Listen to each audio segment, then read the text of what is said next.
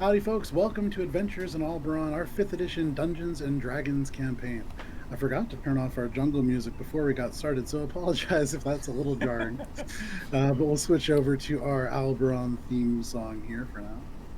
Welcome to our 5th edition Dungeons & Dragons game. I'm Joe, the Dungeon Master for the evening, and joining me, as always, we have Matt, Miles, Ali, and Tina.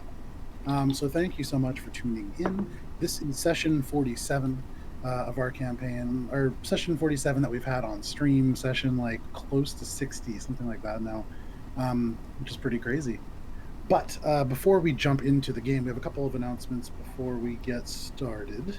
We do have those new rewards that are on Twitch for people who are watching and accumulating those channel points.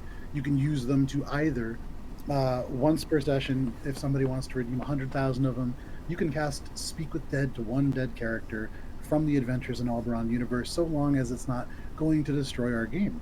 We also have, if you would like to do something different, you can redeem 100 of the channel points, which I think we have as gold coins, and you can get an Adventures in Alberon t-shirt.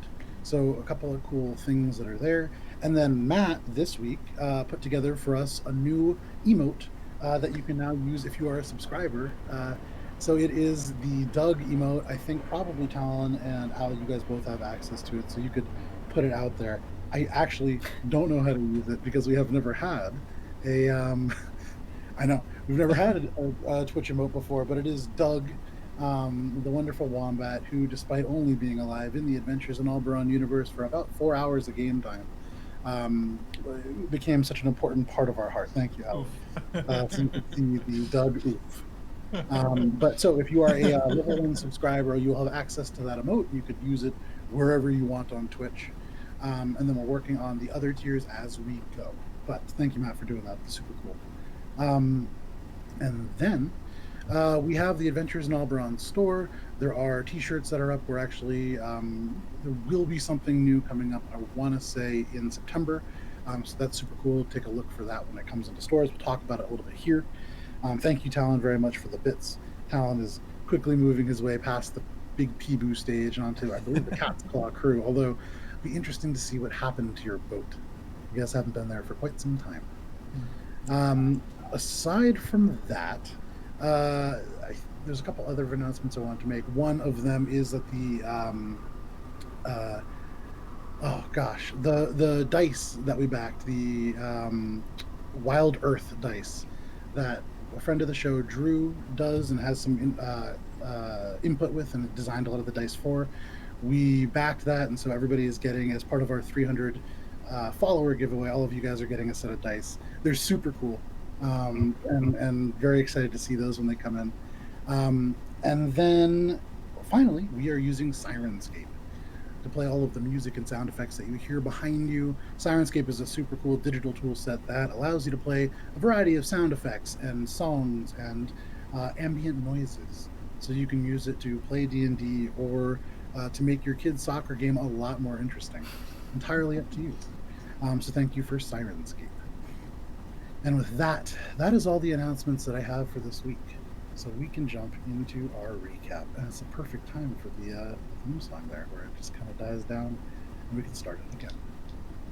So, last we played, Finger Gang, you found your way to this lift, and after a little bit of struggle, figured out a way to activate it, placing the leather bag full of strange wires that seemed to be disconnected into the throat of an automata that was able to operate the lift. You arrived at the second floor, a T-shaped hallway strewn with corpses, most dwarven. You were able to eventually go forward, and Shae and Morwen, you guys snuck into the central chamber full of swinging chains that dangled out, attaching to a ceiling far out of view. You saw between these swinging chains a emerald orb, or an orb that seemed to be filled with an emerald metallic mist. Here and there you would see elements of a face, elven. You were able to break the chains that held the orb together and freed Anasui, this weird elf, somewhat timid, dressed very unusually. These flawless, incredibly clean, beige, sort of cream-colored robes the emerald and gold threading worn into them. Um, you were able to free him, bring him out, despite the fact that he was panicking. Making a little bit of noise, he drew the attention of a creature. At first, you didn't see it. You were able to run for a brief period before hiding, before the doors burst open, and you saw this humanoid creature, nearly 8 feet tall, covered in metal spikes and chains that kind of adorned his body and dragged along behind him. There's no face, just a iron mask with spikes that protruded in heavy, heavy rust and corrosion down. He wasn't able to find you and trudged back to his layer of chains, if you will. You proceeded down the right hallway and you found a vault door of some kind. Morwen, you knew that a very similar door was used in the Dungannon lockup that you have spent maybe 1 or 2 nights in before. You turned away from the vault as a group and went down the other direction and found a similar orb to the one you found Anasui in. This one purple, and as it shifted and moved amongst these chains that held it to the wall and floor, you saw the slack, almost sleeping face of Guntir, your 287-year-old dwarf. You managed, after puzzling over some of the elements, Heinrich, you found these rust monster tendrils all tied to the ceiling, and using Mage Hand to remove one, were able to, chain by chain, free Guntir's soul and body from this trap. And that is where we're picking up. You all now stand at the end of this hallway in a chamber full of broken chains, standing on this sort of mound of bits of rust. You can see above you these rust monster proboscis. And Guntir, you are suddenly aware of the fact, as you finish your sentence to Shae, that you are no longer in the jumbled repair shop. And aside from Helia and Krodik, there is at least one other non-finger gang person present. You look forward and you can see this very androgynous sort of dwarf. You can see, or not dwarf, elf. You can see the sort of emerald green thread embossed around the edges of this beige robe. And for you, Guntir, you see first a sort of cane held by this individual, but suddenly your eyes focus on the wrist. You can see elements of the armor underneath. But this elf looks at you, Guntir, and very timidly says,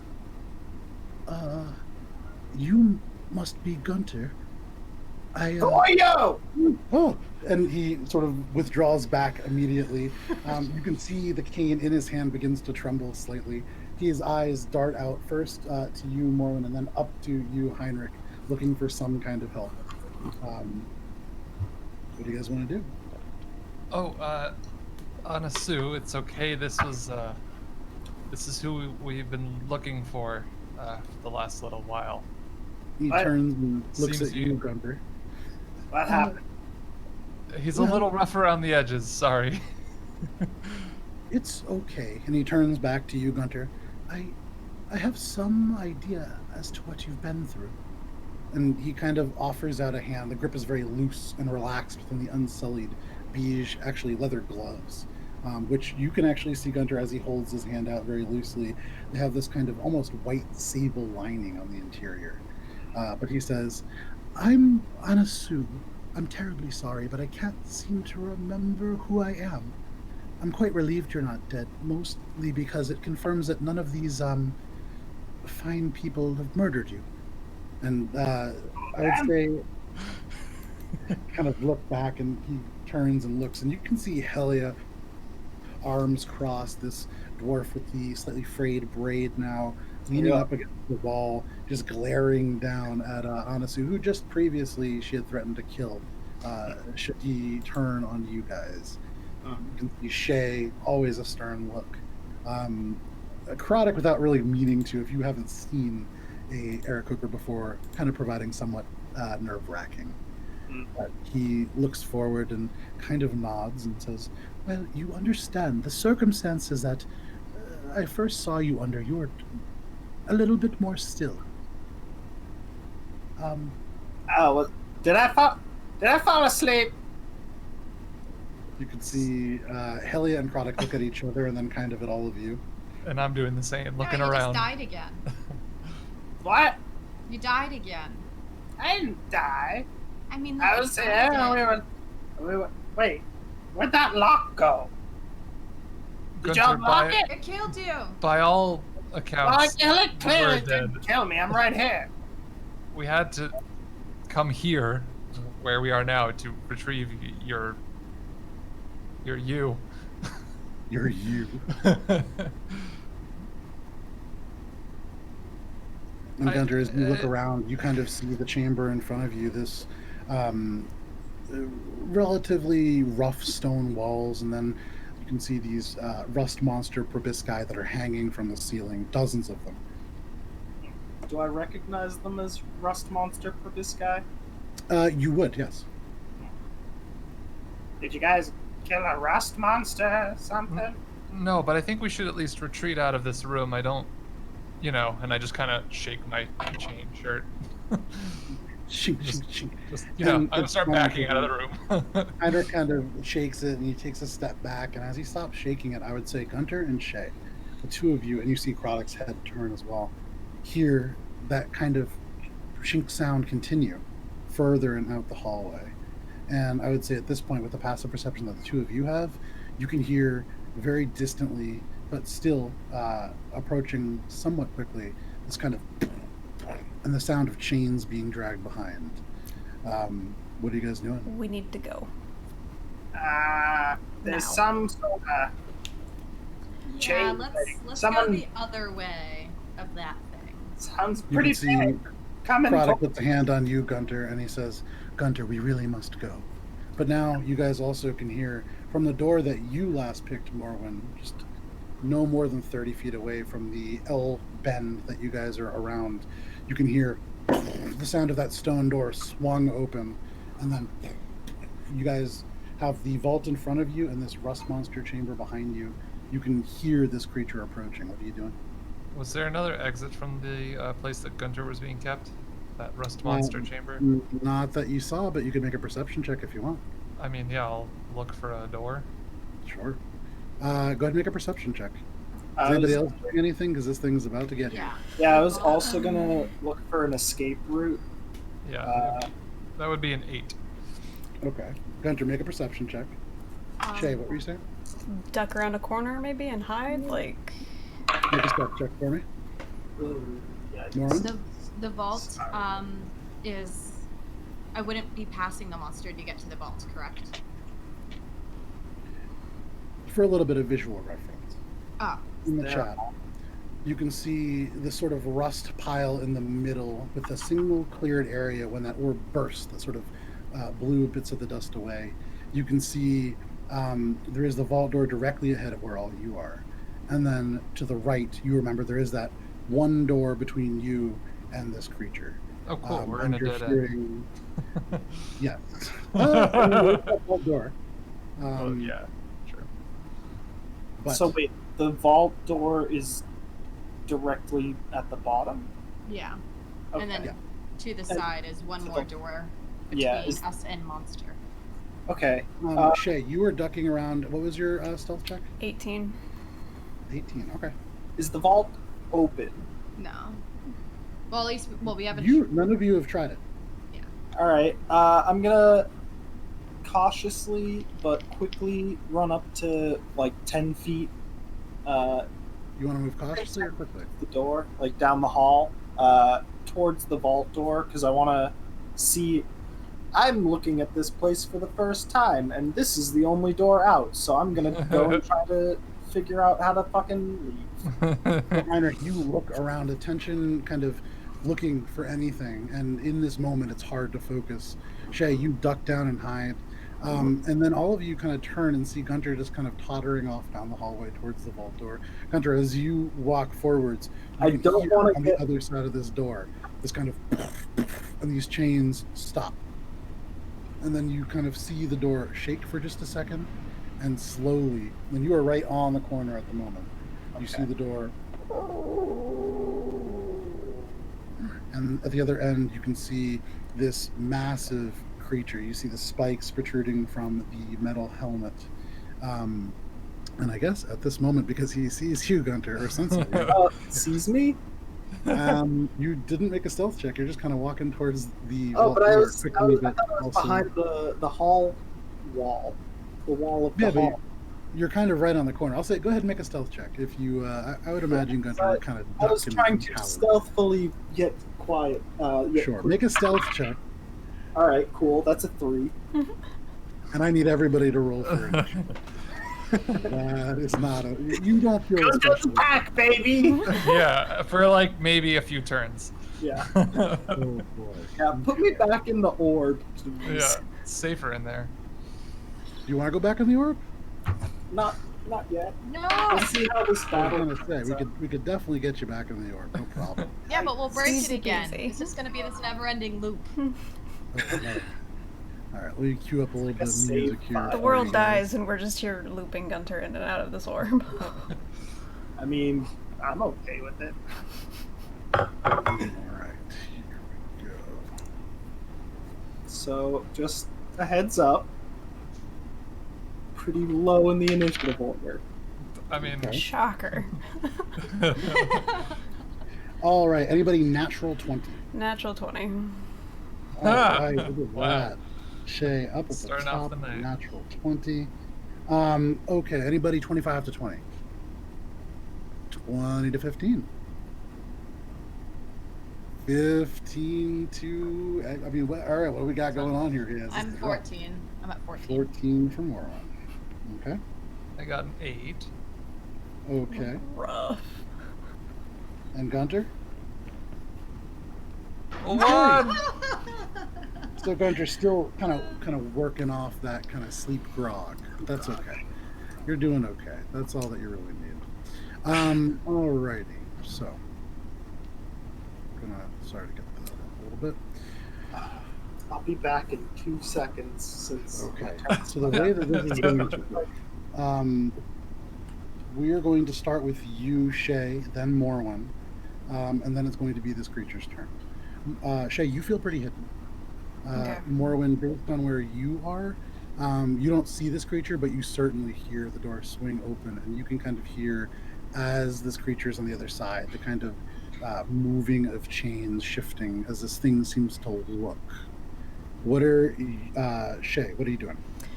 Do I get the sense that I know where the creature is and that Guntir is in peril? From where I am. Imagine, yes. You. I mean, when Guntir's around, he's almost always in peril. So I would argue, Yes, but for sure, more so than normal. yes, Guntir is in peril. How far away am I from him? At this moment, you are. So if you look at this map, and if anybody wants to post it on Twitch, if it isn't, go ahead and post it.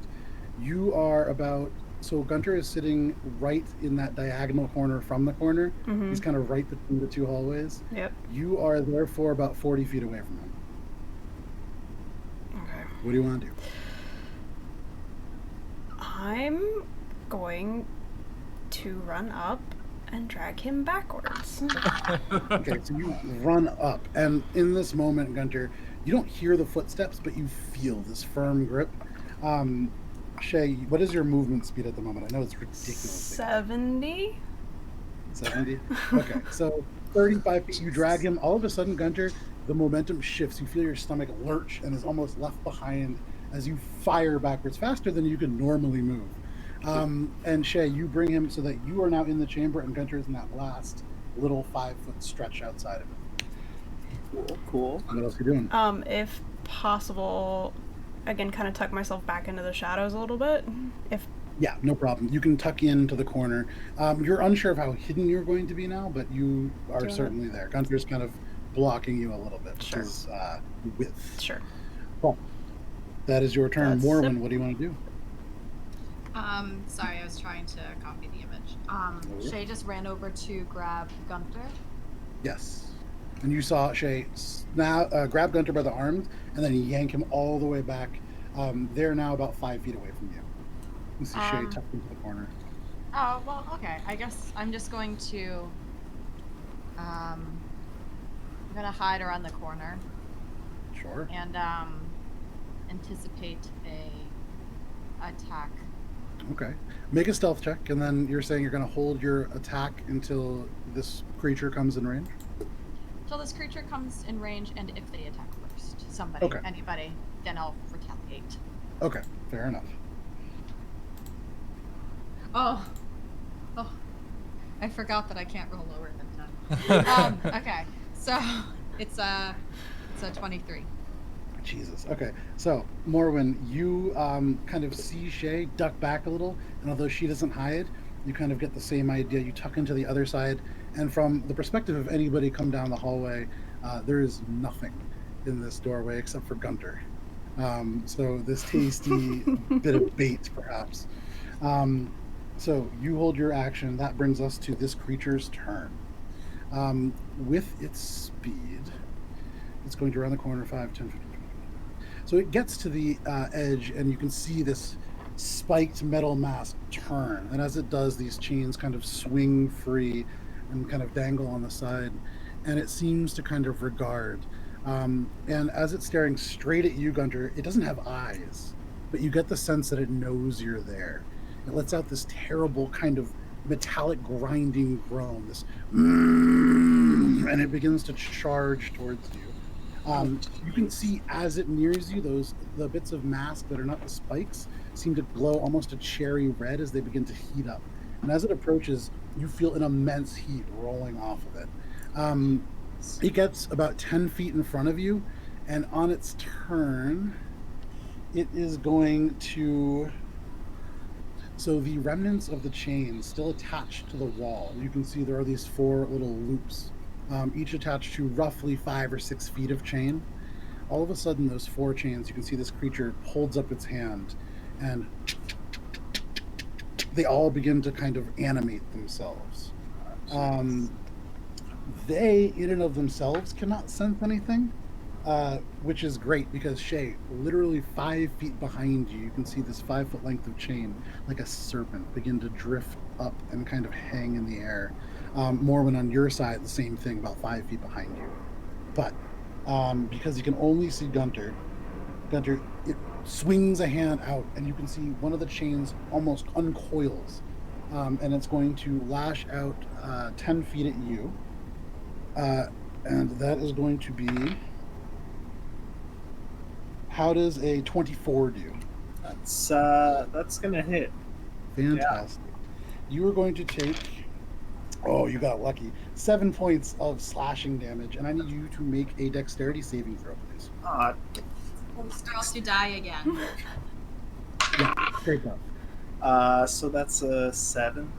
A 7. All of a sudden, it pierces as it right by you, and as you hold your arms out, it wraps around you twice, and you are now grappled by this creature.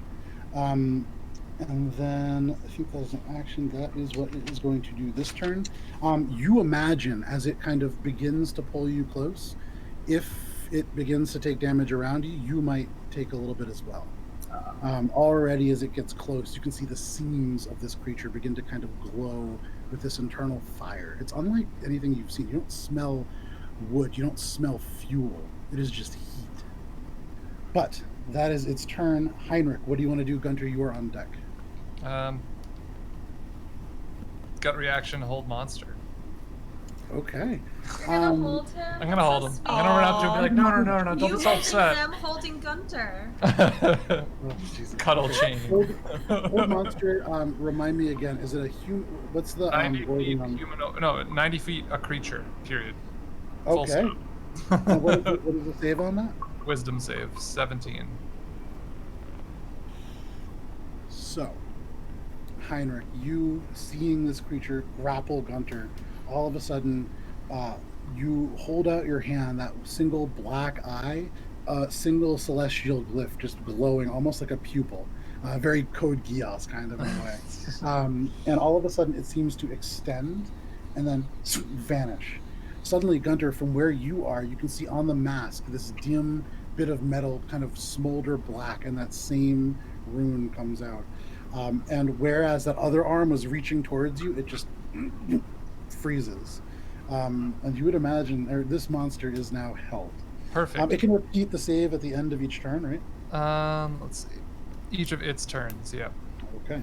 It's got it's that for a minute. So I do that, and then I say, "Everyone, run!" And then to Shae, like looking at Guntir, being like pull him out, and then I'll just start running. Okay. And so you just kind of perform this amazing feat of magic. You freeze this creature who has been here for centuries, and just run. Yeah. That is your turn. You make it with your full movement, and you make it right to the corner. So you move past him, still kind of like you have to kind of like bend under an element of the chain underneath, between Guntir and the creature. Actually, Yeah. You kind of run by. You see Guntir as you pass. Yeah. Guntir, it is your turn. What do you want to do? And Shae, you're on deck. Or no, sorry, there's Helia and then Necrotic. So here's okay, yeah, I gotta break the grapple, so I'm gonna do that. Yeah, go ahead and make a strength check. So just so you know, when you are grappled, you can still attack and do all that kind of stuff. Your movement speed is just 0. Yeah, but like Then you're attacking it. I'm trying to get the fudge out of here. Go ahead and make an athletics check. And I'll say, because this creature is held, go ahead and make it an advantage. Oh, nice. That's the 20 we needed, boys. Yeah. From 1 to as 20 in 2 rolls. Guntir, you're able to pry your pruny old fingers into the individual links, and one by one, you loosen it just enough so that you can, like a toddler, but very wrinkly, just slip out between. Little bits of skin get kind of pinched and caught, but you manage to get out. That is technically that's at the end of your turn, so that is your turn. So that is your turn. That brings us to the top of the round. Oh no, sorry, that brings us to Helia. Helia is going to bonus action hide. I would say Guntir and Shae, and actually all of you watch as Helia does a pretty poor job in the moment of hiding, but you can see she's fumbling with this crossbow. She raises it up, and that is a natural 20 on a sneak attack from Helia. Yeah, fuck shit up.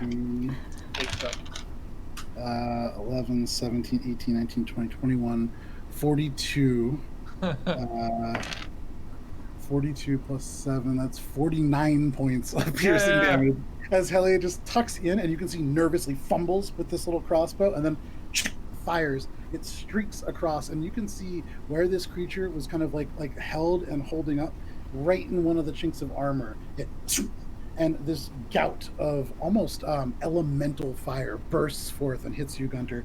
Guntir, you are going to take. Yeah, this is where. You're going to take. That is 9, 10, 11, 12. 12 points of fire damage. All right, get ready to put me back in the sphere. I would say Heinrich does. It does not get affected by being attacked. It's just a solid minute. Awesome. So it remains there. You can see as little bits of this fire kind of almost onto Guntir. You can see Guntir's bandages begin to smolder and burn as it damages him. But it's been 2 weeks since we heard a Guntir noise. Roddick is going to run by, and seeing what you did, Shae, he's going to attempt to drag you, Guntir. I'm going to say, easy. So Guntir, you first get yanked back to the room. And then all of a sudden, as Roddick begins to run, this blur of movement, you see a single feather off into the air. And before the feather even begins to fall, you are yanked down the hallway. You go past this chained creature. You go 10 feet, 20 feet beyond. You are now at the corner. And then 5 feet around, you no longer see this creature. You no longer feel the heat emanating from its body. You're kind of like patting out bits of burning bandage. But that is Roddick's turn. That brings us to the top of the round. Shae, what do you want to do? I'm running and I'm hitting it on my way by. Okay. Go ahead and make your attack as you run by. And you're making it at advantage because it is currently held. That's a 23. Okay. And he needs to make a Constitution save. Okay.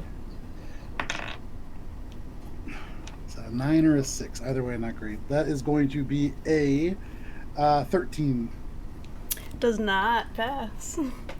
So what, is he stunned? He's stunned. Can't take any Stunned. actions or... Yep. So you can see Nothing. there is this oozing wound, and as you go by, you take a portion of the chain and kind of yank it with all of the momentum of you moving that 70 feet. And you can see, despite the magic that's holding it, it actually slides about 3 feet in its space. You watch as elements of the armor kind of crack under the pressure of this chain. Nice little hit there. That's 9 And points of as it damage. does, even within this metal suit, you can see bits of it kind of freeze up. Weird that it's not actually immune to that. It's immune. Anyways, that is your turn. Yep. You're taking your full movement to get kind of as far as you can away from it. Correct. You guys watch as Shae past you, Guntir, past Croddick, and kind of past. You would actually get to the doorway that Morwen picked if you would like to. You can get pretty much through the security room and to that space, or you could stop within the actual room itself. I'll stop within the actual room, wait for people to catch up, see where we're going. You stop and roll Croddick and Guntir about 10 feet back. That is your turn. Morwen, what do you want to do? This creature is next. Not that you do too much. Wait, so where did Shae go? I thought her and I were on opposite ends of the circle room. You were, but Shae is very fast, and she out, and you no longer see her. She's gone. All right, well, I'm going At the to moment, it is you and Helia. All right, I'm gonna just do the same thing she did and attack and follow the direction she went. Go for it. We're all Make just your getting the attack. hell out of Dodge. Okay.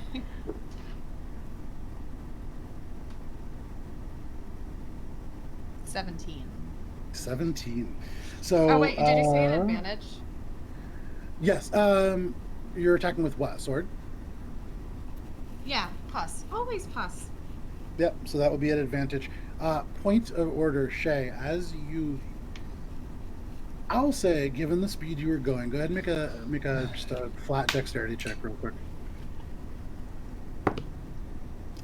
Sorry, dice down. 15. 15. Wow. Just barely. As you strike it, as you go by, there is that of elemental fire, and you're too quick. You go by, and it settles on the floor, not able to settle onto you. But Morwen, what was that roll? 21. Totally normal roll. That wasn't eventful at all. It was a 21. Go ahead and roll damage on that. That hits. I will. Okay. Oops. Wrong dice. Sorry. It's been a week. Okay. And technically, that would no, because you're running by it, so that's not a sneak attack.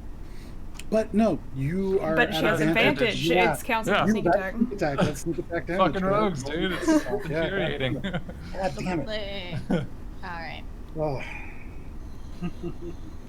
And also, howdy, Nat. Awesome. Glad to see you as well.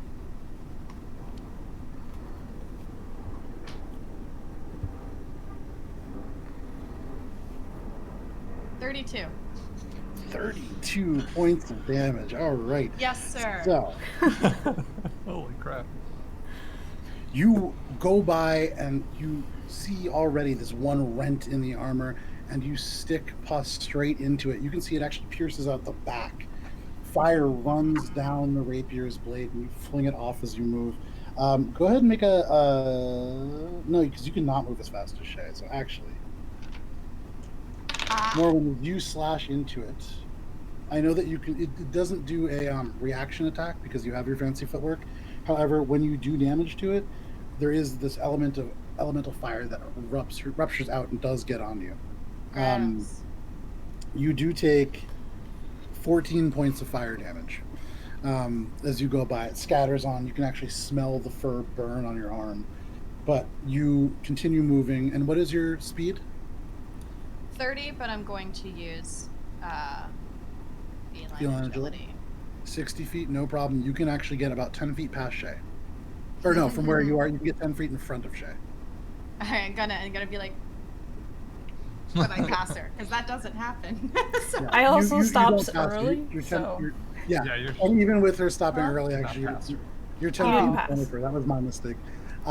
So even though she held up, you're still about 10 feet in front. You do get even with Croddick, and that's pretty good. He's pretty quick. that's okay. Go Yeah. there. also pretty quick by relation. Guntir has moved quicker in the past 2 rounds than he has ever moved in his life.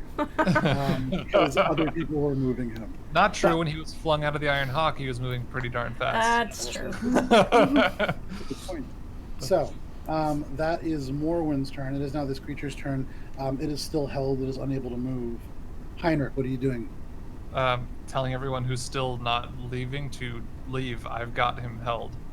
The only person that hasn't left now is Helia, and she's after Guntir. Yeah. So a concerted look, be like, Helia, get out of here. And then you look at her. She's ready to go. She's good, she's definitely gonna be moving on her turn. Yeah. I mean, I feel like the best thing to do would be to make sure she gets out. So like, I am confident that this is gonna hold. So I'm just going to like, I'll just shoot it 10 feet with an Eldritch Blast and like push it sort of in her direction so it's even further when we're all back past it. Okay. Go ahead and roll that attack. Is it at advantage? It is at advantage. Okay. Everything's at advantage. 24. 24 hits. That's the first bolt, by the way. Yep. First of 3. So that one is... Green now. Yeah, I do. So that is 13 damage on the first one. Okay. Next one is an 18. 18, that just hits. Okay. So that's only 3 damage. Okay. And then the last one is well over that, 17, 26. Yeah, that hits. But it's extra. And just 2. Maybe not. So, And pushing it. 3 bolts hit it. You can see on the ground, it slides 10 feet into the room. Mm-hmm. Just into the room itself. Bits of the rust kind of that has accumulated on the floor, just displaced in a swirl behind him. You can see its arm still raised out as if to hit Guntir. The chain kind of hanging loose as the other arm is held out as well. You can't see a face. You can't sense emotion from it, but you can imagine it's not going to be pleased when it gets back. And so now I'm moving the 30 feet that I got to get You're out seeing of the room. bits of fire now kind of falling away from it, dripping off. It's looking kind of hurt. Cool. But you make your way out of the room. That brings us to Guntir. What do you want to do? So what exactly is around me at this point? Because I've been... So at this point, you are kind of in Krodik's arms. You can see Morwen to your right about 5 feet. Heinrich 10 feet beyond you. Shae about 10 feet beyond you. You don't see Helia, but you imagine Helia is following you. And I don't see the mechanical Not from here. robot? You don't see the robot. Okay. What do you want to do? I guess I'll throw up some Guntir, what do you want to do? beacon of hope. Okay. So you kind of make this little... What is it? You kind of like duck down and throw your hands over your head, and then all of a sudden... That's Shield of Faith. Beacon of Hope is a little different. What does Beacon of Hope look like? So, for Beacon of Hope, I think Gunter's like, let's go! And as he starts kind of shuffling away, first he has to like brush Krodik's hands off of him, but in that brushing moment there is this of energy that seems to kind of rise up out of Guntir. And yeah, I'm gonna... Every creature within the range of 30 feet that would be all of you. benefit. And Krodik. Everybody but Helia actually receives that benefit. And the robot. What'd it The, do? the robot's too far away. It doesn't receive that benefit either. You have advantage on wisdom and death saving throws, and you regain a max number of hit points from healing. Oh. Yeah, real cool.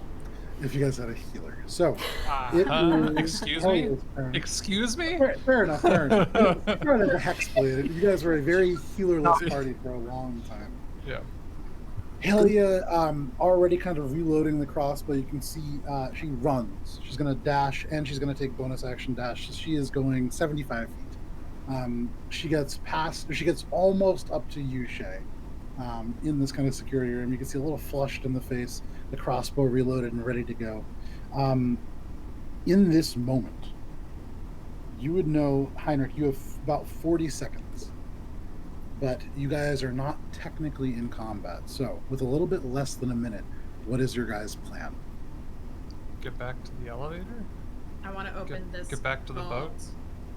Oh, I want to Say help. out loud. I want to help with that.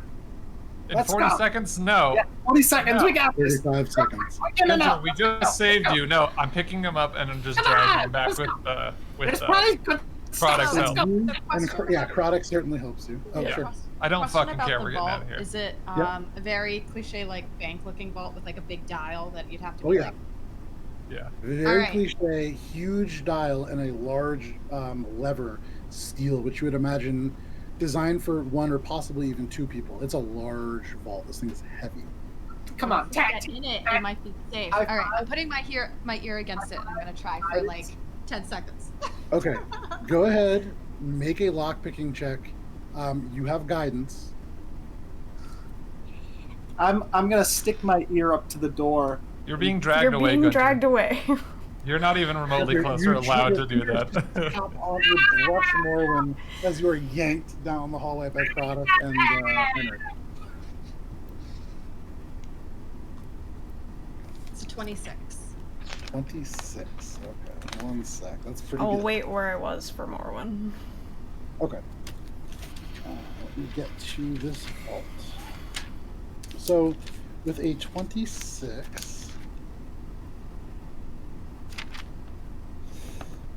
you put your ear up to it. There's a tense moment. You can hear your heart just beating furiously. But even over that, you hear the delicate picks of these sort of locks, and you hear the first click and the second. And then finally, after the full rotation, there is a third. And you can actually feel the whole door almost as if it unlocks. At the same time, I need you to make a dexterity saving throw. Oh, Traps. That's No why I shit. was gonna help. Guntir Okay. says as he was yanked on it's the hallway. it's a 19. It's good that you passed on that. So you, holy fuck, you take 36 points of lightning damage, halved to 18. Okay. And there is this kind of immediate of electricity that runs through your body.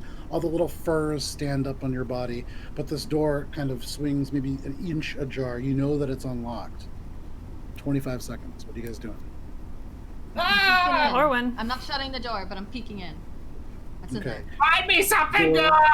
good! Rings open, and on the inside you can see there's a couple of different things. There's a few shelves. You see, just a quick glance, an ancient kind of cracking canvas bag, maybe 15 feet into this vault.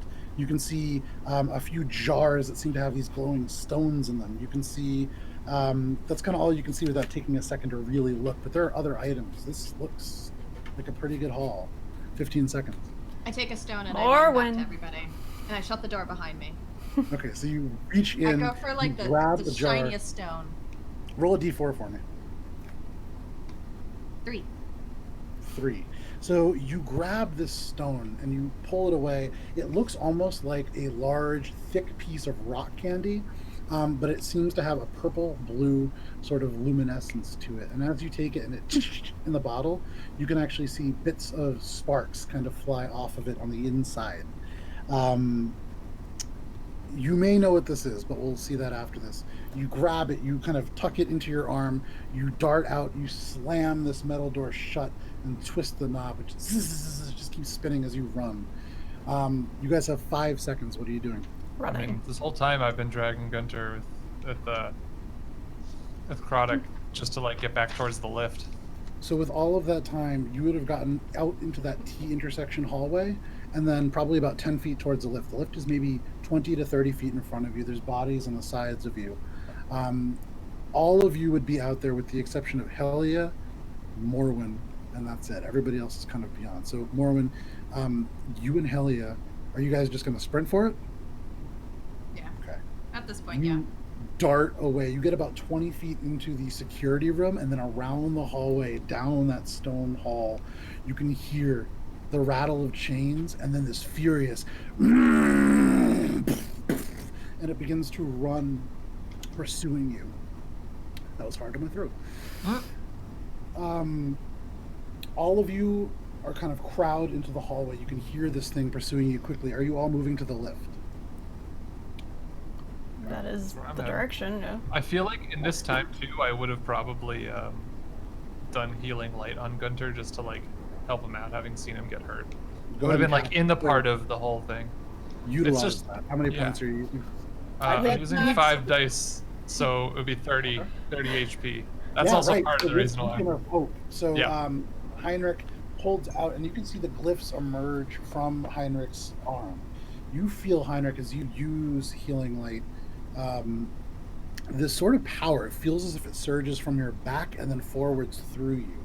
And you channel this into this healing ray that strikes Guntir. And Guntir, you feel as it goes through this beacon of hope, suddenly there is this dual sort of shake from above and below, thunder and something else. But in this moment, you feel these wounds stitched together, the burns, the blackened skin just flake away to see this pink baby Guntir skin, still wrinkled somehow. But that is you guys now in the hallway. I would say everybody but Morwen and Helia make it to the elevator. You see Helia and Morwen emerge kind of skidding into the T of the intersection, and Morwen, you turn to your left and you see all the way down, now kind of running into the security room about 50 feet away, this creature, the chains streaking behind it. The whole mask is almost white hot. You can see just the elements of points are red, but the inside is so hot, and there's like fire trailing behind it, chains trailing behind it. Can I see it? It's lunging towards, it's bounding towards you guys. It gets to within about, none of you guys can see it, just Morwen and Helia. It is now 40 feet away from you. What are you doing, Morwen? Oh, I'm still mad dashing away from this thing. Sure. To Mad my- dashing away. To my friends. You make it to the elevator. Helia makes it to the elevator. You can now hear this creature, all of you, bounding down. It is right at the entrance to the hallway that is where you all are. What are you doing? Pull the lever, Down, pull the down, lever. down, I mean, elevator down. Okay, Heinrich, you I go, tell the thing, down, damn it. and you just hear the pleasant voice, going down. And this shell of an automata shifts the lever, and you guys begin. I'm also Well, shooting some Eldritch Blast to push it backwards as it rounds the corner. Okay, so you don't quite see it around the corner. Oh, okay, that's fine then. Elements of the iron grate kind of close as the elevator lowers down. But even as it does, you can hear this level creature skid down. And this elevator moves slow. Yeah. Moving kind of level by level. And as it goes down maybe 20 feet, 30 feet, you see this light kind of take the space. And you see peering through, kind of pushing up, the grates bend out as it like pushes its face forwards. You see bits of the metal spikes from the mask go forward, but it doesn't make any effort to tear through the grate. Given that it's leaning forward and almost pushing it through, you imagine it could, but it doesn't. And as you guys go 30, 40 feet down, you see the face just kind of disappear, and you hear ch, ch, ch, the chains kind of vanishing from this particular door. And I'm going to take you guys out of combat because Right. the lift slowly descends before you hear the voice now say, level 1, and kind of comes to a stop. You see the petrified wooden dock around you, little bits of water sort of lapping gently against it. There's heavy fog again. As you descend, it would kind of become more humid and a little bit warmer. But you guys now find yourselves back on the first level, breathing a little heavy, but safe for the moment. On the So, boat. On the boat now. Did anyone check On the for boat. the elf? Now. Yeah, where is Anasui? You guys kind of look around. You don't see Anasui. Where was he this whole Well, time? He was in that room and then he just disappeared. You're saying this out loud, right? I am. Okay. you? So I Helia, hope so. Helia looks at all of you and she says, he hid when we all ran. I knew he was weak. What do you mean he hid? What do you mean? There's nowhere to really hide in that feel- room. He ducked into the corner that Shae was hiding behind. He's still there if you want to go collect him, but I think the boat's a better choice. And she begins to move towards. Unfortunately, you guys didn't stick around for that, but Anasu's still left behind somewhere up there. probably trembling in a corner. All of you jumping on this boat. I like that you also took the time to go through the vault too. But Yeah, Morwen's priorities are very obvious. you pile onto this boat. Did you get anything good? There was a lot of good shit in there, but I was only able to snag this. And you can see as this crystal hits each part of the glass jar, it lets out little sparks. And I would say at this moment, Guntir and Morwen, go ahead and make a history check. Morwen, you can make this at advantage. Is my is it stone that I? It is not stone. Oh, I got a 19. Pretty good. ooh, I got also a 19. Okay. The two of you would know vaguely that this is something called flash stone. It's a narcotic. It's a magical narcotic. It's something that's relatively new, and so it's not technically illegal. It's artificial. You know what? It's created in sort of a lab. I would say, Guntir, you haven't tried it before, but you know enough about it to know that it does probably taste like iodine when you consume it. It breaks apart in your mouth kind of like sugar, and you know for about an hour, it's able to give you, depending on the potency and depending on where it comes from, some different abilities, some magical abilities, perhaps from different classes. These are temporary effects, and this is sort of the next evolution of Bunta, the drug that you guys have given to Ariadne back in Port Quinn. But it is distantly related to it. A little bit more potent, but you do gain, basically the effects of this are you gain access to a small spell list with a spell attack modifier of +10 and a spell save DC of 12. In particular, I would say with a 19, Guntir and Morwen, you know that this would give you access to some very basic sorcerer abilities. It's also highly addictive. Oh. Be careful with that. I'm gonna give it to Guntir and be like, pretty cool, huh? I kicked the stuff a while ago, though. Here you go. I've never tried this. And you kind of take it and hold it, Guntir, and this looks like it's probably about 2 doses of this stuff, give or take. I'll save it for a rainy day. When you're on a boat for a long time, you run low of entertainment. That's all I'm gonna say. And Guntir, I'll send you this in your email, but when you take that, it will give you access to the cantrips Light, Ray of Frost, and Mending. You will also have access to Chaos Bolt, Feather Fall, and Magic Missile.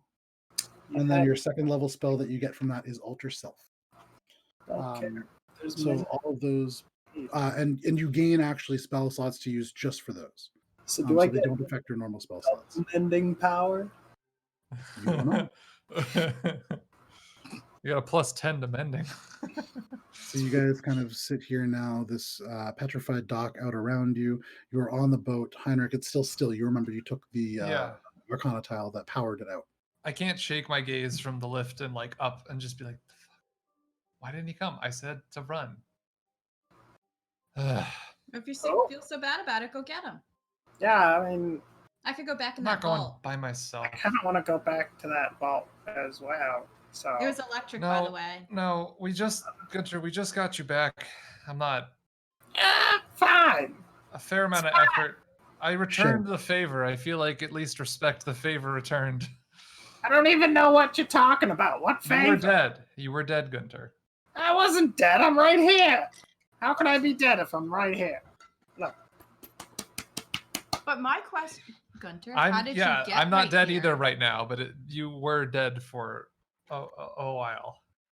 You sure I wasn't just sleeping? Because sometimes Just when talk you to sleep, this one. I'm going to point over at Morwen and just be like, talk to this one. She was the most upset about it. And then I'll just turn over and start putting I wasn't upset. I knew that he'd come back. He always and then does. just putting. See? I'm pointedly ignoring that. I'm pointedly ignoring that. I was asleep. I pointedly ignore all of you, and I'm putting the thing back in the boat.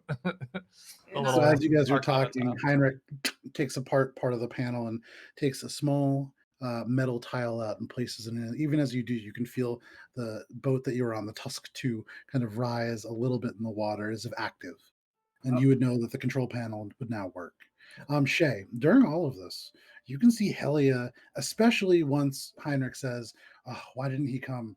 Helia kind of looks up towards the lift as well, and you can see she does seem to be considering it, and there's something on her mind for sure. But the boat begins to kind of putter, and you guys move out. What direction are you going in? You can see, behind you there is that kind of split. There is a sort of fiery path through the water where volcanic activity seems to be stirring. Mhm. You would remember there is a sort of maybe waterfall sounding path where that mermaid vanished into. There are many ways that you could go. Well, having gotten that flower thing, I'm pretty curious about the arc light now. Knowing that it'll work with it, it's a key to it, or rather, assuming that, I feel it would be a safe way to test it using an object that it's made to go with, basically. Sure. So I would say, I guess out loud to everyone, like, unless anyone has any better ideas, I think maybe we can go try that arc light. That thing that you so desperately wanted to uncover, Guntir. I mean, yeah, if you're okay with just leaving the new guy up there, it's another death on your hands. New guy? Oh, that elf that tried to shake my At head. this, Helia does turn and she looks at you, Morwen, and she says, "Well, I've been thinking about that. It's curious. Heinrich, you said it's strange that he didn't run. But how come that thing pursued us and didn't attack the one standing still?" Maybe it had motion-based sight. It didn't have eyes. You saw that. Did he share out loud that memory he had of working here before? I don't remember. I think when he was like recovering memories, he had that, but He did have that, but he did not share those details. all right. Before heading out, I'm gonna just sort of You might be in cahoots. kind of stop and like look down, and be like, "All right, hold on," and return the boat to the dock. Okay, so kind of stops and then back in, and you feel the gentle bump as it bumps into the dock again. I'm gonna elbow Gunter and be like, "Yo, let's go get more rocks." Hold on a second, Oh, and I'm gonna pull out that note that I found in the workshop Sure. and say, I think there may be more to this elf than we thought.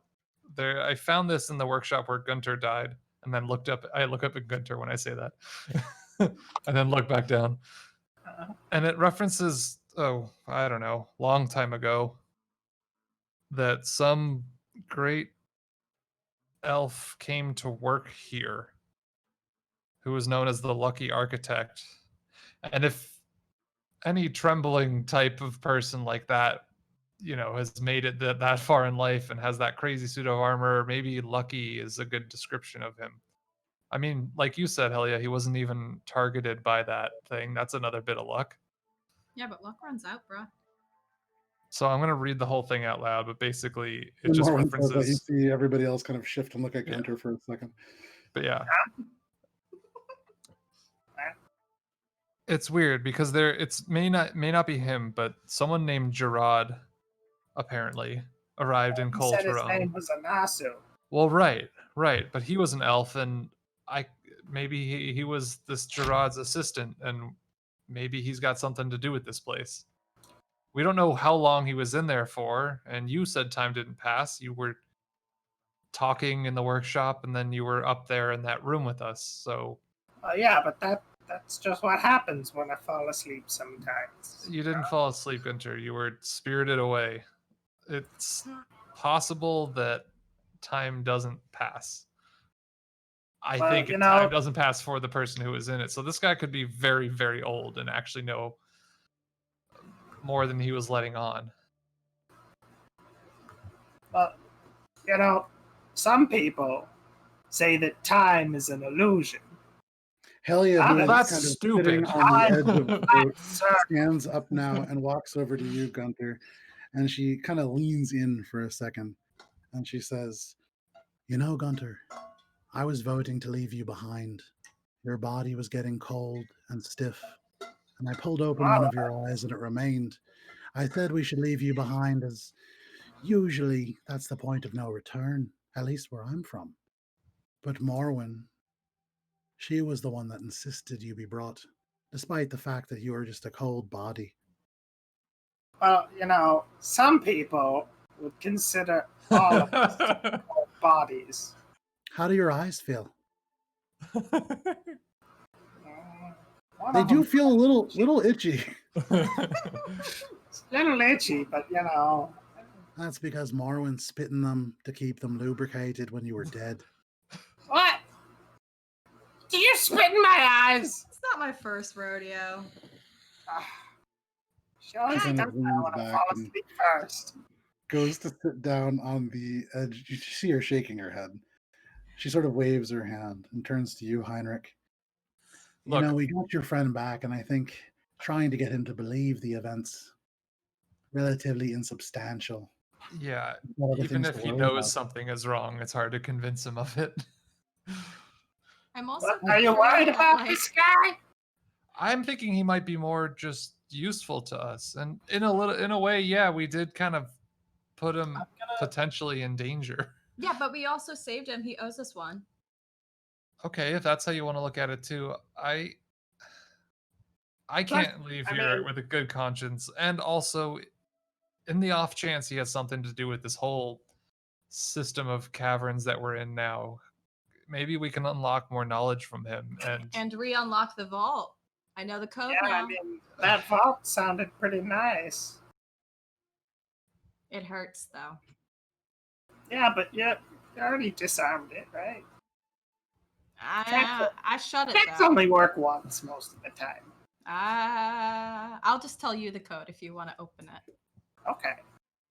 And so you kind of lean in and you whisper to Guntir, it's 133 71 66. I'm going to write that down. You write it down. So you guys now have this information. You are aboard this ship, which is still kind of into the dock. What are you guys doing? So, are we going? Are we going? I mean, Also, I'm, Dolph, excellent use of the emote. That's perfect. But yeah, so you guys are going where? I think we have to go rescue him. Shae, you don't have to come. I know you don't seem to be too enthralled with this idea. You're muted. You're muted. I can't hear you. There you go. Better? Yeah. Yay. Yeah. I'm not in that the longer we tally here, the longer it takes away from our larger mission. Right. Though- But Melodic he, If speaks up. He says, what Shae says is very true. If there are other members or former members of our order, the longer that we tarry, the more danger we face. all right. How about let's give it a time limit then. in, grab him, out, go. Let's say if we don't do it within a certain amount of time, then we just ditch it. Hit him. But- I meant the vault. Yeah, No. him too though. No vault. Just get him. Come Okay, back. so By him, you mean Heinrich stuff in goes the to vault. get this guy. We'll check the vault, and we'll meet back up at the vault. And we'll say like 3 minutes. The vault is no part of my plan, and No, that's why it's our plan. Oh wait, no, Heinrich, you got the ghosty hand. Can you do that on the vault? no. No, we don't. No. We don't need him. We are perfectly capable of handling it on our own. Morwen, your fur has just started to settle from the last electric shock. That Oh you yeah, I'm not opening it again. I'm That's not. fine. I'll open it. We'll go in. We'll go out. Lickety split. No problems. It'll be smooth sailing the whole time. never once when you said that, Guntir, has it gone that way. Well, what about the yeah. last time? You can Hell kind yeah. of hear Died. both Elia and Krata kind of nod and say yes. And then, yeah, true, Gunter. Helia, will you come with us for the vault? You can see Helia kind of look back and forth, and she looks at you, Heinrich, and she looks at you, Morwen. You can see there's a moment where it's really hard for her. This is something that she wants. She's seen this door too. But she sighs and she says, to be honest, Morwen, the things that we're after up on the Gold Terrace, I think they're worth a bit more.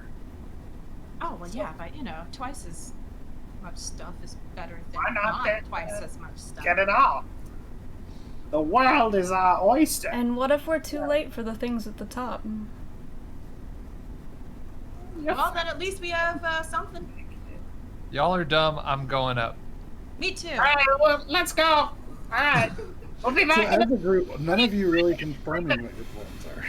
I'm going in and getting him and then getting out, and I Oh, would reiterate that and be like, if you guys stay behind, that's on you. I wash my hands clean of this. I am tired of putting up with your we're stuff. fine. 3 minutes. That's all we need. Once Well, Anasui is back in the lift with me, I'm going down. Whether And you you're are gonna there, leave us behind. You won't leave a new guy Your behind, greed- but you'll leave us behind. your greed will Well, keep he you already behind. did leave him behind. It's that he feels bad about leaving him behind, so he's So going back. So you'll leave us behind. But he and then won't you'll feel bad and come about back leaving for us behind, even though it would be doing the same thing that he has already done to someone I'm else. saving a life. You guys Let's are get this acting done. greedy. There's very, very little in common with what we're doing here. I'm in. No I'm one in the said it little was in common. thing. We're just. Okay, so Morwen already on the lift. Let's go. Because the Helia hesitantly walks on as well. She looks at you, Morwen, as she does, and she says, I'm going, but I'm going to stay with Heinrich. I think he makes a good point, and I don't need the items I'm after to be gone. I don't really know so much about the Zinyi, but I don't want them getting my things. Yeah, 3 minutes. 3 minutes. That's all it'll take. I mean, we're Can't just gonna forget take the as lift long as as well. you guys are gonna take. It'll be fine. Killing two Yeah. birds with one stone. No offense, Chronic. Craddock kind of gets on the lift after you. I don't think a stone would kill me. No, I And- agree. Oh, big enough. Heinrich, you get on the lift as well. And Shae, what are you doing? Following the Grumpily. Okay, so all of you now load back onto this lift. Heinrich, you are Oh, I'm gonna mage hand the tile back out and tie the boat back up. reach your hand Because out, I'm not letting that boat to go away. You pull the tile and return it to your hand. The boat kind of settles and goes dead. But you start this lift, the voice again, going up, and you begin to shift up. The ceiling shifts open, and you rise into this dark space. And So, while we're going up, I'm just gonna point out to everyone, quiet. No So- words. Quiet. But what about Quiet. Quiet. the Quiet. ribbon? Quiet. And at this point now, you can actually hear Guntir. Both Helia and Craddock are also kind of nudging you, and you can kind of hear Helia just go, "Yeah, Guntir, shut up. What about the rubbish? We're doing a job." And you guys kind of rising up. Worth noting, as you get to within 50 feet, 40 feet, you don't see that light. The metal's still kind of bent out, but there's no light or glow. You guys rise up another 30, 20 feet. You can now see these little metal shutters. They're kind of stuck because they're bent out, but you rise level. You can see, and they're not strong metal. You would imagine you can probably shove it in and it will slide open. Guntir, you gently rest your hand on it, and you can see this bowed out area, and you have to cast it again, and then suddenly, silently kind of shift aside. The hallway stretches out in front of you. You can actually see now some of these bodies that were up against the ground kind of smashed from where this creature moved through them. You actually see there is 2 lengths of chain that kind of line on the ground. They're not attached to anything. But looking around for a moment, you kind of listen, hear any large creature. What do you want to do? Stealthily go back to the room, Yep. Okay. keeping an eye out for this Stealth creature. check. Ooh. All right. Hope you guys did well. I got a 15. That's pretty good for wearing Okay. armor that makes noise. I got a Yeah, 17. Guntir, look at you, maybe even trying to be quiet for once. Dirty Morwen? 20. A 32. Morwen disappears again. Shae with the dirty 20, and Almost okay. double. Yeah. Just so you guys know, the worst that all of you rolled was Chronic, with a 13, and everybody else is higher than that. So well Nice. done. As a group, now kind of aware of the danger and having seen this creature, you very quietly and slowly creep through, avoiding the various bones scattered throughout the hallway. You step one step at a time. You make your way down the long halls through the open door that you once picked, Morwen. You can see the door itself now a little bit cracked from where it's slammed into the wall. But you continue, and as you get to this little intersection, who's leading this group? Well, I'm gonna I'd veer be off. leaning towards Anasui. Okay, so Heinrich, you going first, you kind of lean out and you immediately pull back because you see this creature just kind of standing, looking in the direction that Helia had said Anasui was cowering. And it just stands there. You don't see the mask glowing anymore. The arms are kind of at the side. It's not a threatening stance. You don't see breath from it, but you do see from the wound on its side, every now and then there's kind of a little bit of fire falls and hits the ground where it flares up for a second and then dies. Just standing. What are you guys doing? You vault immediately to your right. Hold on. Let's see how this one works. In that map, there's actually the vault door is, you can see it. It is pictured there. How far away is the metal man? Kind of glance down the hallway, 45, 50 feet perhaps. Okay, so I'm gonna point towards where I assume this thing is facing Anasui and use message. Okay. And I'm just gonna dispel ask magic. Anasui, are you there? So first of all, Heinrich, as you cast message, the elements around that dark part of your eye glow as faintly, and you cast this message out. All of you hear on the other end of the hallway, "Oh!" and you don't see the creature react at all. Cool. But then you Cool, hear in cool, your cool. mind, Heinrich. Hello, Heinrich? Yes, we're quietly around the corner. Are you safe? Is this thing holding you hostage? You hear this kind of shift of cloth. I don't think so. Can It's you just make it? standing there. Can you make it to us? We're just at the end of the hall.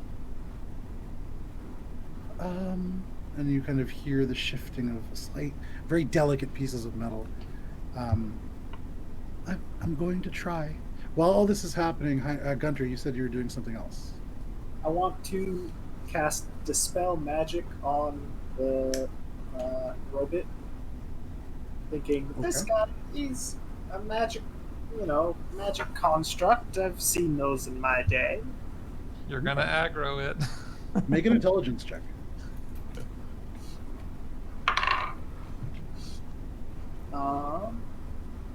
What's my modifier? Not that smart.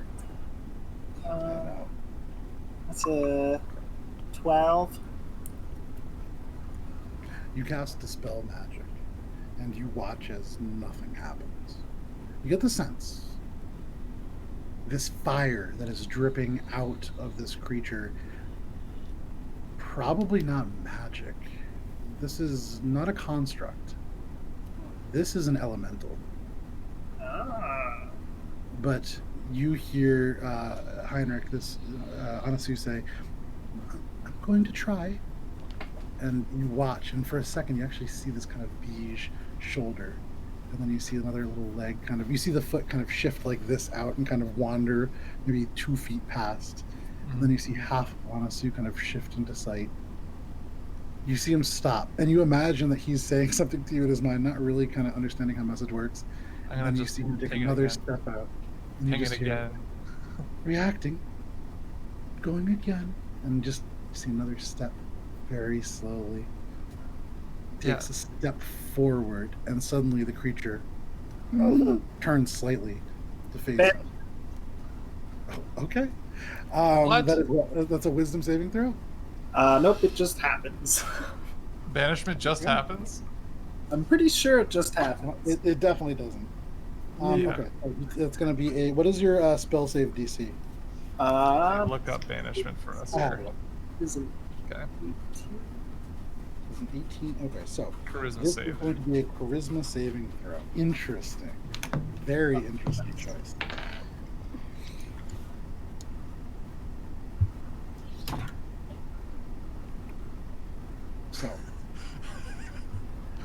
Guntir, you look, and as this creature shifts slightly, just kind of following Anasui's movement, you hear, yeah, Guntir, you reach out, you yell, "Get out of here!" Heinrich, in the same moment, you hear in your mind, "He's not," and then all of a sudden, there is this thunder that rumbles through the ground, and you watch as this creature just disappears. The armor that it was wearing clatters to the ground, chains collapsing. You can see two of them writhe and then just fall dead. You kind of wait. You have how long until he reappears? It's a minute unless unless they don't exist on I'm not that made plane. into this plane, yeah. So as far as you know, you have 1 minute. What are you guys doing? I'm gonna be like, all right, 1 minute, let's go, and start unlocking the vault. He's gonna be like, Anasui, quick. And he goes, oh, and he begins to run towards you. You can actually see now as he picks up his robes, elements of this almost like emerald green armor. But it's strange. It is maybe plate mail, but it's segments that slide over each other. They seem formed to fit his body. They perfectly, you can see like definition in where a calf muscle would be, even in these plates. They're this beautiful armor. But he scurries forwards. He gets to you guys. You guys now all kind of outside this vault door. I'm What are you heading doing? back to the I left. picture us like passing Yep. each other, like Guntir Yeah. and I Going are to the going left. to the vault. I like cast banishment and then immediately turned my focus to opening the vault. I'm getting Okay. Anasui to the left. Going to the left. Okay, so right now, Shae, you're on the left if you want to be on the left because you're fast. No, I'm you and going Anasui- with them. So like, Okay, so as a group, you guys are kind of going. However, Morwen and Guntir, you guys are staying behind at the vault. Yeah. And Guntir, what are you doing? Are you making a lockpicking check, or what? You have probably 50 seconds. Yeah, I want to use the code that Morwen just gave me to unlock it. Okay. But also, I'm going to be ready to avoid the lightning that she also mentioned in case it strikes again. Yeah, I'm You gonna know, be like, on the. I don't put know one if in. it's like. I'm going to like put one in, then step back, and then put another one in and be like, You take 20 seconds to kind of slowly do this, and as you do, the last one goes. I'll say make a dexterity check at advantage because you were prepared for this. It's dexterity, so that's pretty good. Oh, not bad. 16. Okay. I will say Morwen took almost max damage from it. There was 3 out of 4 D10s were 10s. So yours probably won't be worse, or won't be better. It won't be worse for you. What do you roll? 16. You take 13 points of lightning damage, halved to 6. That's okay. As it courses through. However, I need you to make a concentration check for banishment. Constitution check. Yes. It's a concentration check. So yeah, it is. Yeah, yes. That is a natural 20. Okay. So for just a moment in the space that this creature disappeared from, you see this kind of flicker, and you see elements, the outline of this creature, but it stays wherever it is. You kind of pull the door a little bit, and it does open. And now you guys see probably about, Guntir, you would have about 20 seconds left, as far as you can tell. You can look in. You see the same things that Morwen saw. You see 2 more of those little jars of kind of rocks that seem to glow almost as you open the door. You see a cracked old leather or canvas bag, perhaps. You see, actually, go ahead and make a perception check because you're looking in here. Well, now that I'm looking in there for a can second make time one too, as well. can I? 25. Well, I would say, okay, 25. Okay. Oh wait. Yeah, 15. Okay. Morwen, you see mostly what you saw before. You're kind of continually checking over your shoulder. Guntir, your eyes kind of glow in the dark. You see all these things. You see there is this long, sort of wicked-looking stiletto dagger that's kind of resting on a shelf. You see the blade is wrapped in some kind of cloth, and there's like a little vial of some kind of a liquid next to it. You can see there is this kind of cracked leather sack or bag, and this one jar of like crystal. You can see up on a very, very top shelf what appears to be like a little wooden chest, maybe about this big. Would that wooden chest fit in the satchel? the cracked kind of Yeah. hard to tell. You have about 10 seconds, so you're All gonna have right. to make a decision pretty quick. Grabbing running the out. satchel, Oh. and then I'm shoving the box into my satchel, and then I'm grabbing all the jars So and you're being like, just- Morwen, grab the dagger, let's go! All right, I'll run in and grab it by Dagger and bottle! I'll grab the two things, but I'm not gonna grab like the hilted. If it's like wrapped, I'm gonna grab Yeah, the grab wrapped Okay, part. yeah, you grab the rock part. Alrighty, so Morwen, add a stiletto dagger to your inventory. Put a little asterisk Okay. next to it. And you can add a vial. You would actually know a vial of poison, although you do not know what kind. Gunter, you can add another dose of flash stone. Go ahead and roll a d4 for me, though. That's 2. 2. This seems to pulsate on these little green sparks as it moves around in the jar. This is sort of a druidic sort of effect that will take hold. You imagine you would get the cantrips Dancing Light, Prestidigitation, and Vicious Mockery. The first level spells Cure Wounds, Disguise Self, and Animal Friendship, and the second level spells spell Animal Messenger. Seems to be again about 2 doses. You kind of rattle it around. No seconds left, and Did you I suddenly get the turn, chest? and you yes, you can have the chest as well. It's a small chest, small wooden chest. You, if you would feel artistic, you could draw a little crown next to it, actually. But the 10 seconds pass. There is 0 seconds left. You are in this doorway, kind of heading out more when you're right behind him. And Gunter, you see on the ground this pile of metal and chain. Another 5 seconds goes by, and this creature is not coming back. Oh. I think we're okay. Because he stays on his native plane because he vanished there. Gunter does it again. First with the dog, and now with this metal man. 300-year-old sentinel of this place. Oh yeah, erased in a wandering second. around. Not erased, he's on his own plane. Right. I did him a favor. Sure. Arguably, yeah, actually. So, Gunter, you feel fairly confident this creature is not returning. So, alright, well, we got everything from the vault, right? I'm gonna go just like peek my head in, double check, make sure I didn't forget anything. You peek in, you look around, you put your hand up on the top shelf, and as you slide it, ting, ting, ting, ting, a little key falls, and you imagine it goes to the chest. Ah, that's good. Put that in my pocket. Okay. Alright, well, let's go. Oh, As soon as we get back to the boat, we're starting it up. let's go so they don't leave us behind, even though clearly there's no more danger here. I know, right? I feel like we should even free the rest of the souls in this place, but There are more So the rest of you kind of souls. wait, and a minute goes by, probably 2 minutes go by now, and nothing's happening. You don't hear anything. 3 minutes. 3 minutes. We got another minute. Let's get back. wait, Gunter, you stay here. I've got a good joke. I'm gonna pretend like you died again, okay? You're gonna see how they freak out. No, I'm just kidding. I'm not gonna do Too Kinda soon. fucked up. Too soon. Too soon. Yeah, that's really Too soon. okay. All right. I'm gonna get onto the elevator. So after about 3 minutes, you guys see just casually walking with this big canvas sack. Elements of the thread so dehydrated and worn over time that they're kind of splintering and cracking out a little bit. You can see the corner of a chest poking out.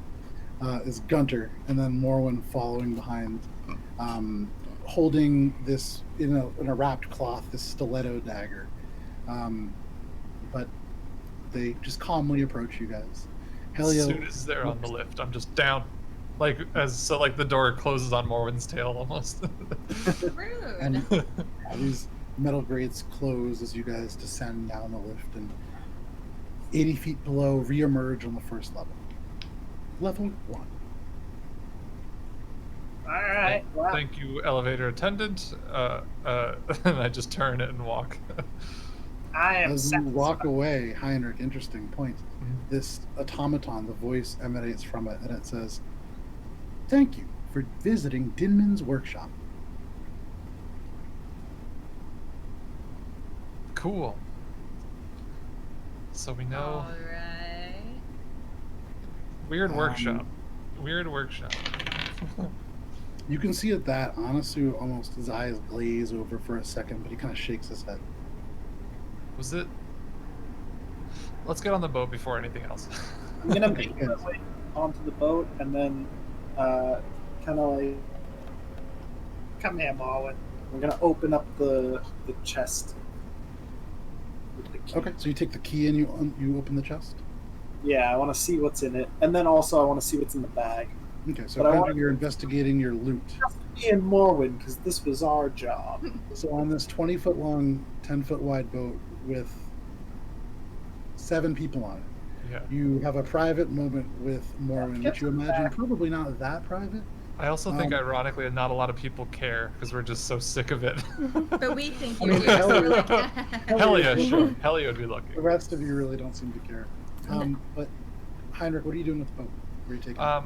Well, I wanted to talk to Anasui Okay, so you're going to talk to before Anasui. we go The anywhere. 2 miscreants are going to look through the loot, and then Shae, what are you going to do?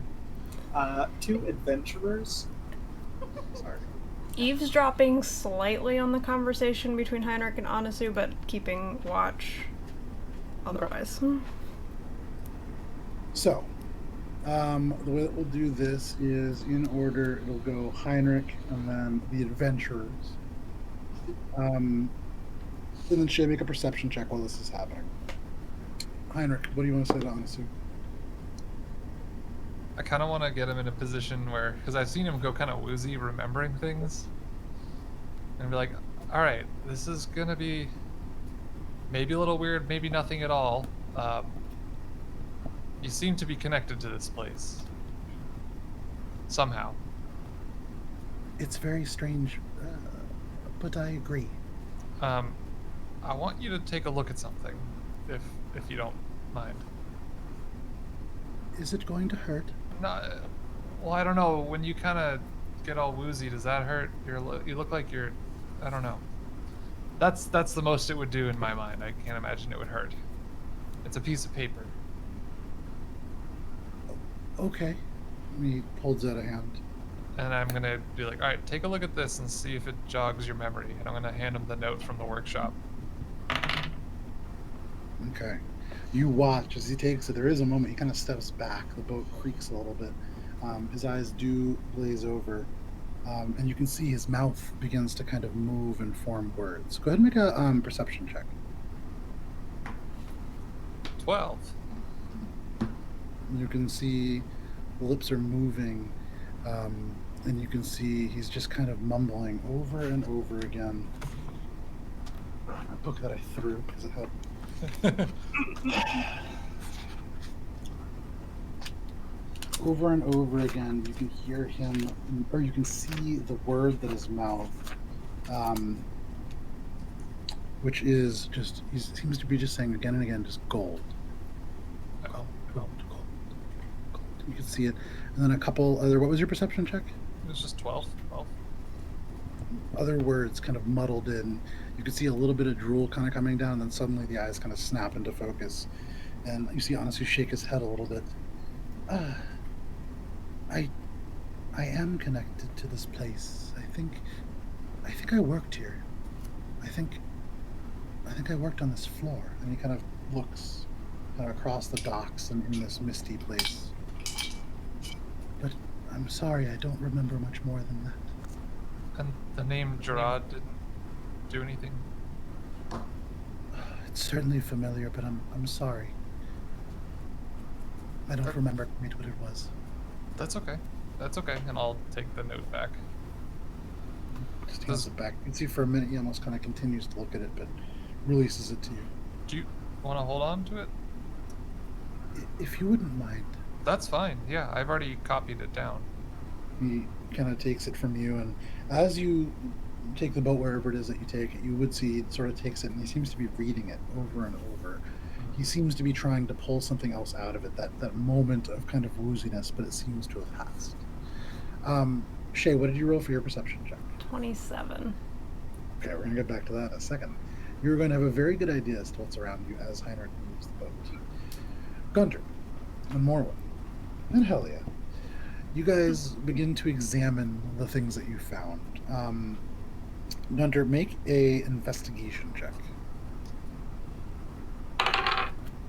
18 plus 2, I think. Okay, so you take the key, Yeah. you put it in the chest, and as you turn it, you feel in it some little mechanism seem to kind of almost relax. And you would imagine very good that you use the key. But you open it up, this nice little wooden chest, and within you can see what looks to be some sort of, at some point, maybe plant matter, kind of hard to tell, and you kind of lean in and sniff. And with the 18, you can tell at some point this was probably pipe leaf, although at this point just brown kind of dust. You can see maybe like elements of a twig, but it's long gone. And you kind of just tap it and turn it out, and as it does, you can see just like a single copper piece to the ground. Not a lot in there, unfortunately, but was trapped. You can see within it there are mechanisms in the wood that you don't quite understand. You set that aside and look through this cracked old canvas bag.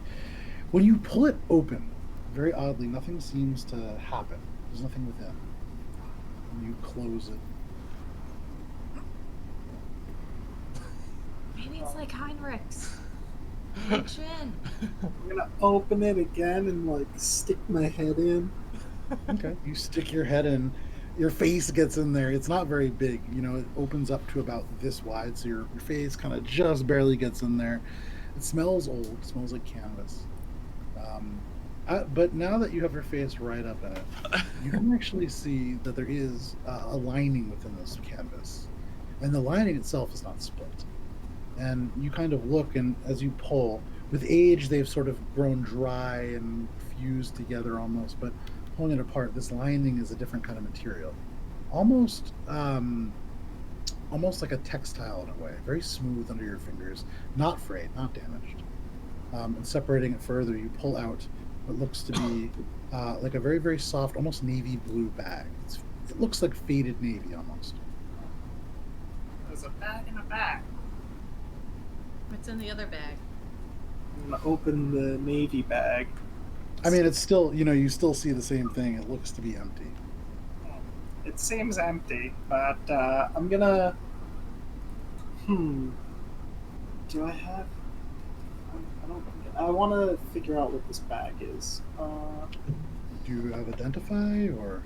Try to just put the box in it and see if it I have legend lore, but it's a lot. If you want to, you could certainly cast Legend Lore. Yeah, but it's This bag belonged to prisoner number 6, who made it out of toilet paper. You make it guys- sound like I don't have a whole history for this. I know, but I just love the idea that this vault may have just literally been holding all of the things that were like, Garbage. taken from people, like drugs and a shiv and Kind like of like a confiscation area. If you yeah, exactly, a confiscation area of like prisoners' things. I guess I'll cast The detect irony. magic on it to see if it has magic imbued within. You hold out your hand, and the blue Guntir eyes are really kind of almost cataracty and white, do seem to kind of glow for a moment. And you do detect magic coming off of this. It is conjuration magic. Okay. Something conjuring on this bag. I bet. Like- I'm gonna try to like. I'm gonna think like. And I'm gonna try to pull out a rabbit. Okay. You know what, Guntir, go ahead and roll a d8 for me. You pull out the elemental. Ah! 5. 5. No, I'm kidding. It's better than the elemental, but it's still not great. You reach in, and as you fool around, it's not an empty bag. Your hand goes around something warm. Something warm in here.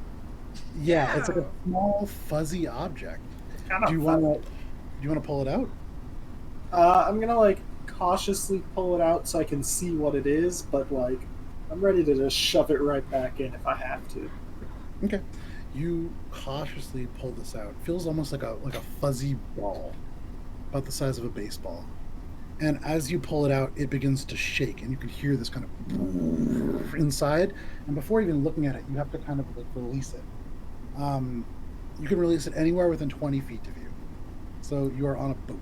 There's one available spot. So that is where it goes. Within suddenly the boat Why not the rocks water? slightly, because it has to be. Based on the wording, I imagine it would be on the boat, and especially based on what this creature is.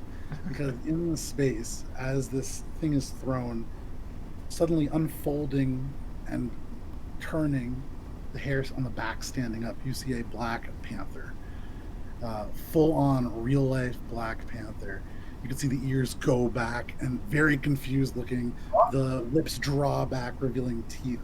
Guntir, this panther is going to slash out at you. Does a 20 hit? Yeah, right? So all of a sudden, this panther, making the very similar sound to Morwen, that kind of panther growl, lashes out. You take 3 points of slashing damage as you do. It's going to look around and then leap into the water. Who put the panther in the bag? And you see 5 feet away, the panther's head kind of emerge, the water coming away, beating away from the fur. This thing almost actually kind of designed to be in water, actually. And it begins to paddle towards the dock. And you can see it kind of climb out. The feline form suddenly shaking in the water, sprays off, and it's kind of going away in the mist. You can see it regarding you and curiously looking around. It is very confused. Where are you guys taking the boat? You're about 10 feet off the dock. I'm gonna Well, wave now to hold it on a and sec. Be like, bye, friend. Oh, you're just gonna create a life and abandon it? I didn't create that was in the bag before I got it. Well, I'm feeling some kind of way about this. Just saying. It's a full-sized wild panther. And I it- haven't That will seen a now wild die panther in a cave with no very food long source. time. And you can see its paw kind of comes out and it splashes the water slightly, almost as if to test it. Well, that's dangerous. Don't do that again, Guntir. We're going back. I'm gonna go bring the boat back to the other, like the original dock. Guntir, you can add a gray bag of tricks to your inventory.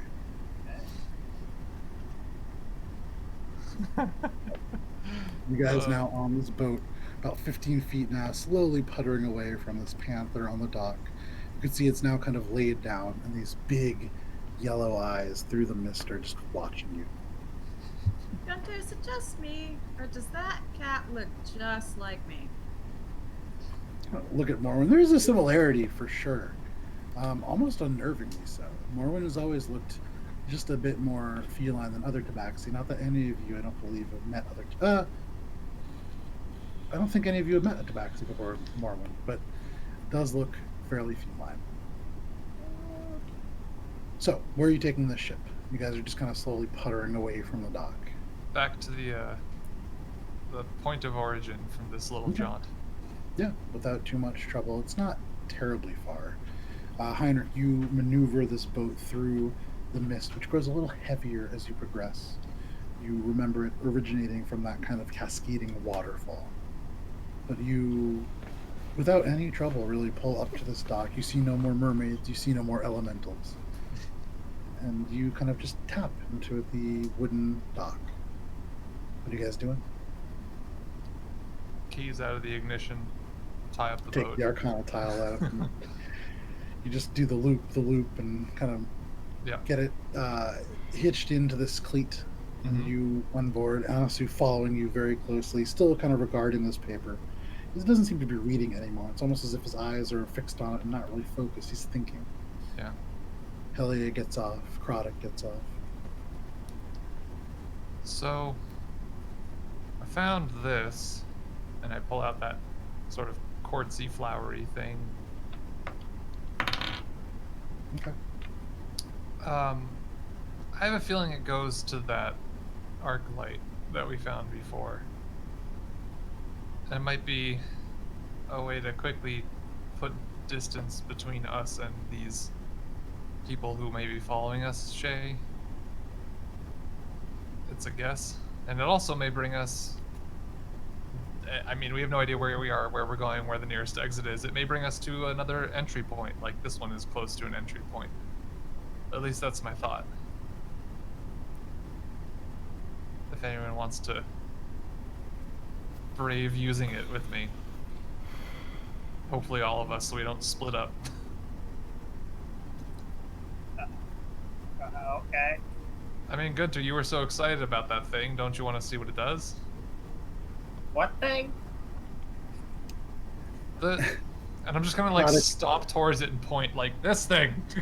The Like, panther? stand in the middle. And looking down past the docks, past this little hut on the left, down this very intricately carved hallway that's only about 5 feet long, in the room beyond, from the right-hand side, there is this glow, this faint white purple glow that seems to kind of softly emanate. And Guntir, up to you whether or not you remember that you had uncovered the arc light from there. Oh yeah. I really love that he doesn't remember the arc light, but can remember like a 7-digit combo lock. Selective memory. Yeah. When you get to a Seems certain legit. age, you really gotta be cautious about what you keep. Yeah. Dying apparently isn't one of those things that he needs to remember. No, that's Oh, relative. speaking And of things that put him which- in those dangerous situations either. Speaking of which, I am gonna go back. I'm gonna go up to Croddick and be like, I told you, Guntir was gonna come back. Croddick turns and looks at you, Morwen. I do not understand how this seems to be, but you've surprised me yet again. I purr. Croddick turns to you, and you can see the corner of his eye, Shae. And in Zinyi, he says, "But he was dead." I answer in Turns Zinni. to you, Yes, he was. turns to you and see the bird-like face of the Aarakocra lift in a slight grin. But he puts an arm on your shoulder. And Who's? yours. I purr louder. For all of you now, you can kind of hear this very panther-like purr. But what are you guys doing? You guys going to go test out this arc light thing? I guess so. My best shot. As a group, you go off the dock, you leave the now quiet boat, and walk across the petrified wood through the hallway and into the room. Now, Guntir, you can see to the right this crystal wrapped in spirals of metal and faint arcane shock that seems to glow in sigils around it. Heinrich, you're holding this item, correct? Yeah, but I'll go last. And as you hold it, you can see it begins to glow. And as you take a step towards the arc light lets off a little bit more light as well. You would imagine they are certainly attuned to each other. Cool. One last chance. Does anyone else have any ideas? Oh, Elf boy, do you know about this? Anasui turns and looks around. Oh, me? I don't really. I'm sorry. how about this? Heinrich, I take What out are you holding? the prestidigitation suit. He walks closer, and you can see he takes it and seems to peer at it. And as he does, he shakes his head and hands it back. I'm sorry. I don't know much about that either. Well, what about this? And I moon him. Morwen. You watch Morwen whips around the pants, the very painstakingly found pants come down, and you see that little cat butthole just peering back into his eyes. Oh, gross. You did it. You referenced a butthole. We thought we weren't gonna do it a whole session. We did but it. You did it. We did it. Oh god. Oh no. I don't could you stop, please? I hike up my pants. Classic. Fortunately, it's less effective because she more resembles a cat than, I don't know. Oh, One yeah? of us. No, I'm just kidding. Oh my I don't god. Oh. So let's. Even though it's been a while. It's just true. saying. It's true. You haven't done any Now ridiculous. Chronic's shit like that. around. I'm not being too gross. Oh, okay. Just the butt. Not too gross. Just So gonna show my butthole to a stranger. No big deal. no, for a cat that's like, Did it for a hey, how while. are you? So, Heinrich, what are you doing? Waiting in to see if anyone else has any other ideas, and then being like, all right, I'll go last because I feel like if I get close to this thing, it'll do something. But isn't that what we wanted to do? Yeah, but not if we're all not next to it. I have a feeling that it's like a proximity thing. All right, I'll get up close to it. And so you guys all kind of begin shifting in. Is anybody not getting close to it? You go hug it. Okay. Guntir goes up to it and you hug it. It's quite cold. Oh. It's big too. Your arms don't go all the way around it, almost, but not quite. And then Heinrich, you can see everybody now kind of within, give or take 10 feet of this item. Cool. And I will walk up to it with this and like try to activate it first by Okay. bringing it close and touching it. You take this kind of crystal flower almost, and you hold it out. And as you do, it grows brighter, and this arc light glows brighter. And they get close. It's almost for a moment like a magnet trying to touch light poles. Your hand not quite able to touch it, and then finally, tink, and suddenly all of you just feel this unbelievable sensation of movement and speed and weight. And then all of a sudden, you come into focus. You look around to the left and to the right. You are in an office. In front of you, there is this beautiful carved door. It seems to almost come out in peaks. You can see almost like a leaf in shape. And it comes out a little bit. Very elven in design. You can see there is a desk, a chair, another table. And from underneath that intricate door, there is this faint kind of red light. Very similar to an arc light. And Heinrich, you turn and you see behind you, almost matching the one that you just touched, this faintly glowing red arc light. You're unsure of where you are, but you turn and maybe 15 feet away you can see a shattered window, large, like a bay window. It's been shattered in towards you. And outside you see swinging in the air dozens and dozens of chains. And you realize, Shae, especially you thinking back, this was that little stairway and then the office up on the right of that room that you first entered and found, honestly. Cool. Wrong one. That place that leads you back to the second floor. Wrong one. Cool. So But- we fast traveled without the boat. Because it is 10:20. This is where we're going to take a quick break. So it is 10:18 actually. We'll be back right at 10:30. We're going to take a quick break. I'll turn my air conditioner on real quick and enjoy some cold air. We'll see you at 10:30.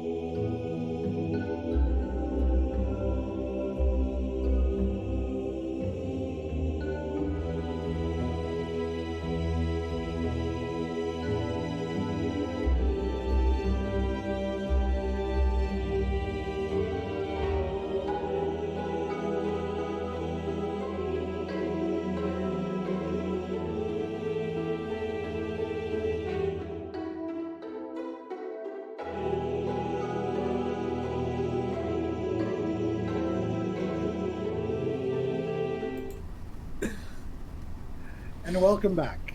As always, in the midst of Matt and Allie trying to make people laugh before we come in, to Adventures in Alberon. It didn't work at all. Our 5th edition Dungeons & Dragons campaign that I'm currently distracted from. Thank you for sticking with us through the break. I wanted to say hi to people who are tuning in. Talon and Das, of course, Mama Pajama. Thank you guys all very much for the bits and the subscriptions. They help a lot. And they help us do a lot of cool things like make a little Doug emote and things like that, which are super cool. So, coming back. When we left off, you had just teleported, utilizing the Arclight reagent to bring yourselves to an office on the 2nd floor, the floor that you had just left. The elevator no longer up, the boat no longer at the dock, and a somewhat miffed panther probably waiting somewhere along your tracks. But for the moment, you are in this very dark office. You can see around you sort of elements of chains that swing through the broken window that you can see just a little bit off. Shae, you and Morwen kind of know where you are. For his part, How close am I to Heinrich? Oh, within you guys are all within 10 feet of each other. I'm gonna like nudge him and be like, "Wrong place. Try again." Wait. Where? Hear me out. What? Loot the Okay, room? so this is where. Well, I'm yeah. already looking around to loot. But so actually, I'm gonna look around too, but I'm still talking. So hear me out, and I'm like going through the desk. So this is right above where we found Elfman and everything. His name is Anasui. Bless you. And so I was just thinking, if he was like a part of this whole situation, maybe there's like other little orby things of other people that might know what's going on. I'm just saying. So what I find in the drawer. This office, looking around, you can see there is a desk, so there is a drawer that you could go through. There's a chair that's kind of pushed back maybe 5 feet from the desk, and seated in this chair, there is the full sort of skeleton of another dwarf, kind of just sprawled out, head back. You can see there is also what looks like a far into the wall, maybe north of where you are, rupturing out a dried volcanic fissure, just black glossy rock. At one point, perhaps active, no longer. Morwen, make an investigation check, and Guntir, make an investigation check. 14. Okay. 16. Guntir, you kind of wander looking around the room. There's dust. There are old cobwebs, no longer spiders within them. These are like cobwebs, and the descendants of those spiders have died. You can see a door, actually, that you didn't see prior, and you look at it. This is that kind of beautiful elven door. You can see, looks almost like a leaf that has been placed over it, so it has metal that kind of comes out, little tip, almost like a stem that goes back to the door, creating a hollow space underneath. Like the door that you left behind, below you and off to the right, you see a vault combination dial. This door does appear to be a little bit different. It does appear more complex even than the door that you've already gone through. Morwen, to you, this does not look familiar. This is not like the door that you'd seen back in Dungannon. This is unusual. But Morwen, you are a little distracted because you're going through this desk, and you do find two things. First, this sort of long, looks like a rod, perhaps this long. There's like a cross of metal, with a single protrusion sticking out of it, and it's on a little leather cord, maybe almost like a keychain size. This thing looks to be made of iron. It doesn't appear magical, but you have this. You could call it an iron stick. We'll call it. Maybe. There is also within this office, or within this drawer, what looks like a little an old piece of parchment. And when you pull the drawer out, the parchment shifts and hits the edge of the drawer, and you can see the parchment crack fairly badly. So you don't want to touch it. It seems like this is pretty delicate. But there are names listed in this on this little piece of parchment, crumbling away, and there is a word written above it. You can see it says foreman, an little dash roster. And just give me 1 second, and I'll pull it up for you. This I designed all this while I was on vacation, so it's in written form, which is a pain in the butt to read. Heinrich, Quite- no, I found a reading Words? material. Yeah. I know you like that shit. All right. And I walk over and begin to read aloud. Sure. So also that Anasui, if he hears it, may jog his memory. Doing everything I can to see if this dude can be much use to us. You imagine that this probably would jog Anasu's memory, just kind of your eyes glancing over it. You do see Anasu's name amongst 4 others. Make an intelligence check. Or if you have history, you could use history. It's the same. 17. Okay. There isn't... You don't know any of these names aside from Anasu, but I would say given a 17, you know that this is... Every single name with the exception of one is Elvish. The only one that is not Elvish is Goran Ironwood. That is a Dwarvish name. I'll send you a list of the names when I have them because I'm having some trouble finding the list. But the most I'll important also one is... I'll copy it down. I'll copy it down too. Just be like, But that is what you see on the parchment. gonna bring him over, point it out to him, be like, you did work here. It looks. Man. So you can see he looks at this page. His hand goes out and touches it faintly. His eyes glaze over, and there's this kind of ping. And his hand seems to almost kind of dance across it. His finger's dexterous, even within these gloves. And he kind of pulls it away. It's a little bit startled. And you can see this parchment is completely mended. He looks at it and kind of looks back at his hands. I did work here. But not here, not anymore. I went up. I don't know what that means, but I went up. Promoted or physically up? I'm very sorry. I don't know. You're also tall too, so it could be any of the 3. Kind of looks down. He's about 4 inches taller than you, so he looks down and kind of nods. It was a joke. I'm just trying to lighten the mood, and I Oh, kind of rib him a little. I'm sorry, but it's hard to laugh. A lot has happened today, or maybe not even today. What day is it? I don't know. You know, we've been underground and we've had about 8 rest cycles since we've been underground. That's not even an accurate. Long rests? 5. 5? Okay. See, I can't even remember.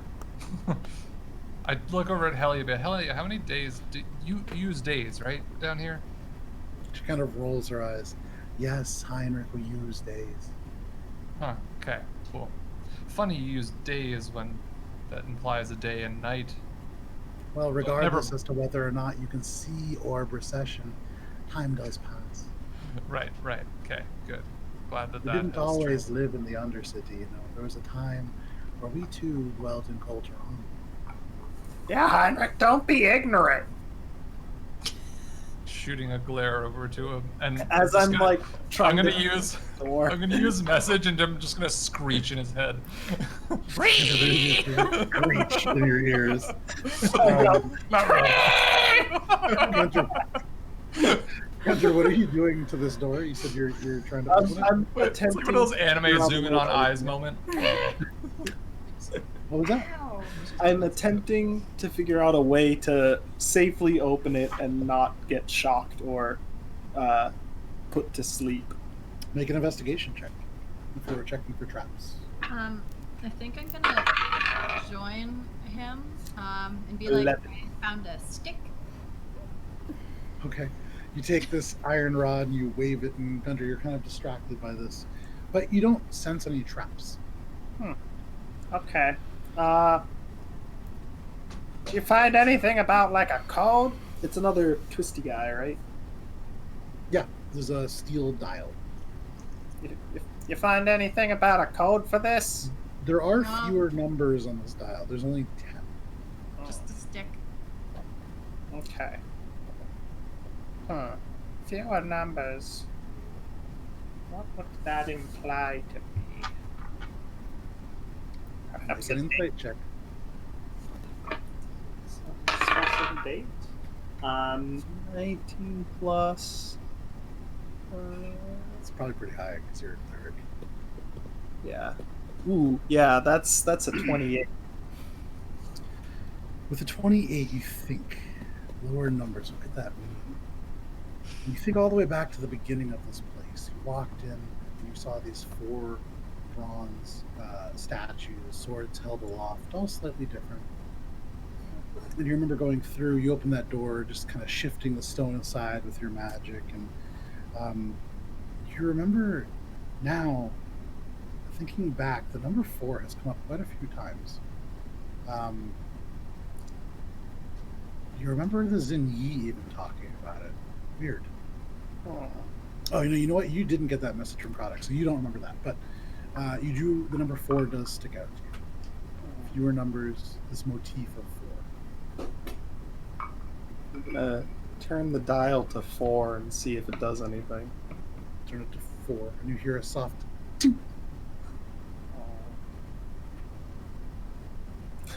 I'm gonna turn it the other way, back to 4. Tink. And then I'm going to go twice around the first way, back to 4. So you're literally like a Yates lock. You turn it again. 4, and then 4, and then 4, and then 4. Tink. And you feel the door shift out slightly. Well, that's Wow. ironic. Still got it. I'm gonna open the door.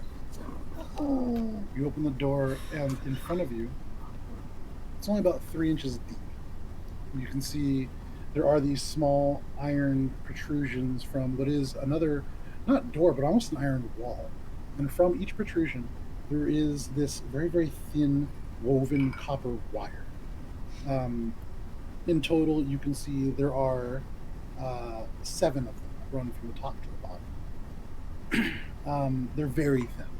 You'd imagine no more than probably about 20 gauge. This is, it's weird. You don't see any knobs, handles, nothing like that.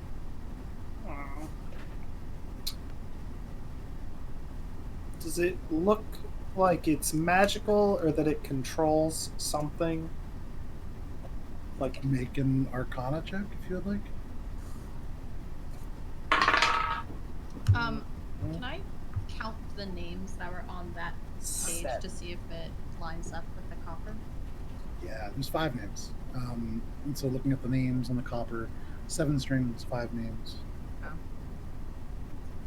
I got a 7 for the Arcana. Okay. Probably not. Does it look like I could pluck it like guitar strings or something? The wires are taut, so yeah, I mean, you certainly could. I'm gonna try to stop him if you're going to do that. I'm going closer, but with my eyes, not with my hand just yet. I'm like, So your eyes out of the socket. What are you looking for? well, I think I'm just trying to pussyfoot around casting detect magic again. So I'm gonna cast detect magic again. You hold out your hand, and you feel the spell surge through you. What is the range on that? 100. I think it's an amount of feet. You that see, I'm close enough. it's about 100 feet. So I know you can see that there is magic, not in these wires themselves, perhaps, but in what they're attached to within this. You're imagining it's almost certainly a door, because beyond it, you can see there is maybe 5 feet further another glowing element of magic that seems to have a evocation school to it. With 100 feet, Yeah, that's all you see. Did you see that there was another glowing thing that I could see in the room, or at least like under a door or something like that? Under this door, faint glow underneath. Oh, I see. So we need to get through it. I think It seems as if this glow has diminished since Guntir opened that first door. So perhaps it had to do with something that would have happened had he not entered the correct combination. Ah, But that seems to be gone. I think in keeping with the 4 theme, I'm gonna 1, 2, 3, the 4th copper wire. I'm gonna pluck it and see if it evokes the evocation magic. I don't think you want to. The string. There's a brief twang, and then all of a sudden, string disappears. You see, as you do that, both Anasui and Helia kind of flinch, but nothing happens. Did the evocation magic go away? Where's that?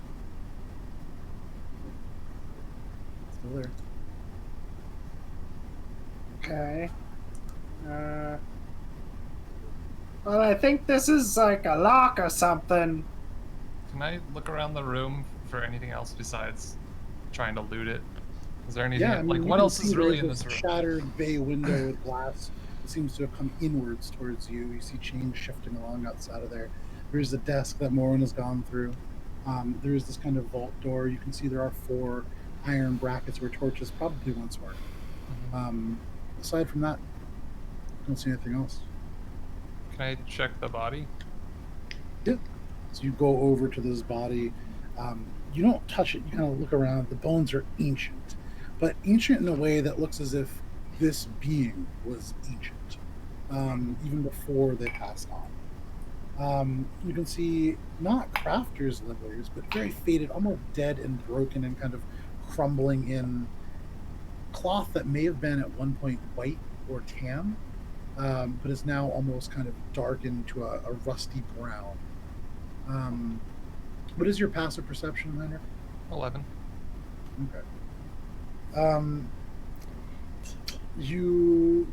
That's kind of all that you can tell just at a glance. Can I? Are there pockets on it? There's no. I mean, the garments are almost completely worn away. There's no real pockets. You make an investigation check. Yeah. I mean, is there anything that could be on or around? Yeah, make it? an investigation check. Investigation. We got 23. 23. Very respectfully, you go through and you don't like shove the skeleton around. You're not tearing it apart, but you feel very thorough in your search. Mhm. You don't find anything. Okay. Anything on the ceiling? Any Look like up. things on the walls, patterns anywhere, that kind of thing? Make an investigation. I would say make a perception check if you want. Where are You already made one, and you made a pretty good one. You didn't really see Uh-huh. any patterns or anything, especially on the ceiling. Okay. Where are you looking? The ceiling first, and Above then the back. where those torches are, you do see elements of kind of blackness that would indicate that at one point they did hold lit torches. Right. But that seems to be more just a kind of obvious thing than anything else. Right. It's a light source. Yeah. Well, while everyone's looking, I'm just gonna start a fake fencing with my new stick. Okay. So you take this sort of, again, it's about this long. So you take it and you're just kind of swinging it around. Does that Make have anything? slight swish noises. He's like, hey, Morwen, Is that? Yes. hey, help me with this lock. Okay. I think it's a lock. You approach and you can see now there are 6 strings in the space for a 7th that has been kind of, it seems to have disappeared. I touched that one. Stop touching things. I got in here. Doing something right. But you ever see a lock like this? I think it's a lock. Magic Talia lock. kind of looks in now and looks at it, and shakes her head. Never seen anything like that in my life. But why did you choose that string? Why not any of the others? Just call it an old intuition. Well, nothing's blown up. We haven't been electrocuted. No large creature has appeared, so we're doing better than normal. Maybe use that intuition again. I'm gonna She takes another step back. putting in a significant amount of effort to positively intuit what the next course of action with these strings should be. Okay, you think real hard. Make a insight check. A disadvantage because you're kind of leaning on this a little bit. It does get harder as you go. Yeah. That's still a 21. Okay. You counted 4 over and you cut the string. Nothing, or you plucked the string and nothing seemed to happen. It just disappeared. You think to the combination lock you just went through. And it too, when you finish, seemed to kind of open and allow you access. Perhaps continue on this path.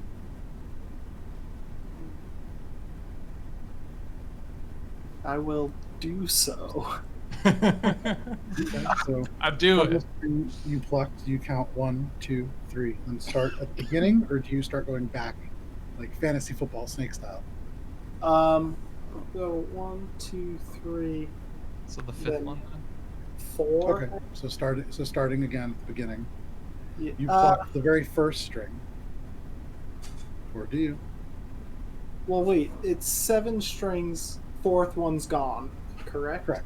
So there are 3 left that you haven't, and then you would go back to the beginning, or you could snake backwards. What do you want to do? I think I'm gonna pluck this guy. Right? If I've plucked this, Mm-hmm. I pluck this guy next. 1, 2, 3, 4. Okay, I see what you're saying. So you go over and you pluck it. It makes a slight bow sound, and then kind of that's comes back to its still. Okay. Doesn't seem to do anything. All right. Then I'm gonna go 1, 2, 3.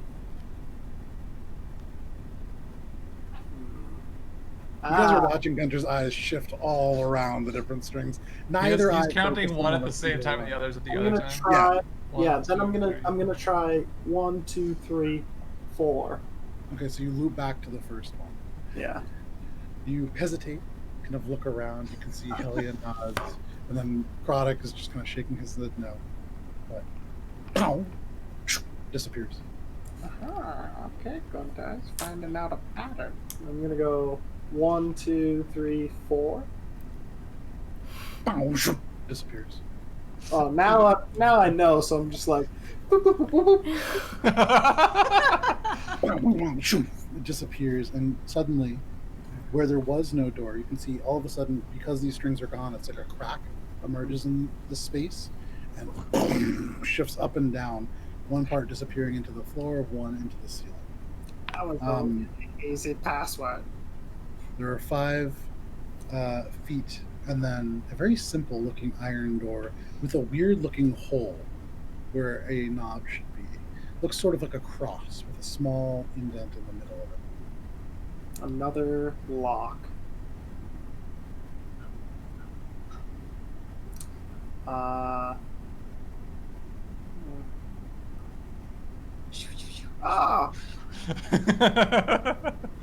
On guard.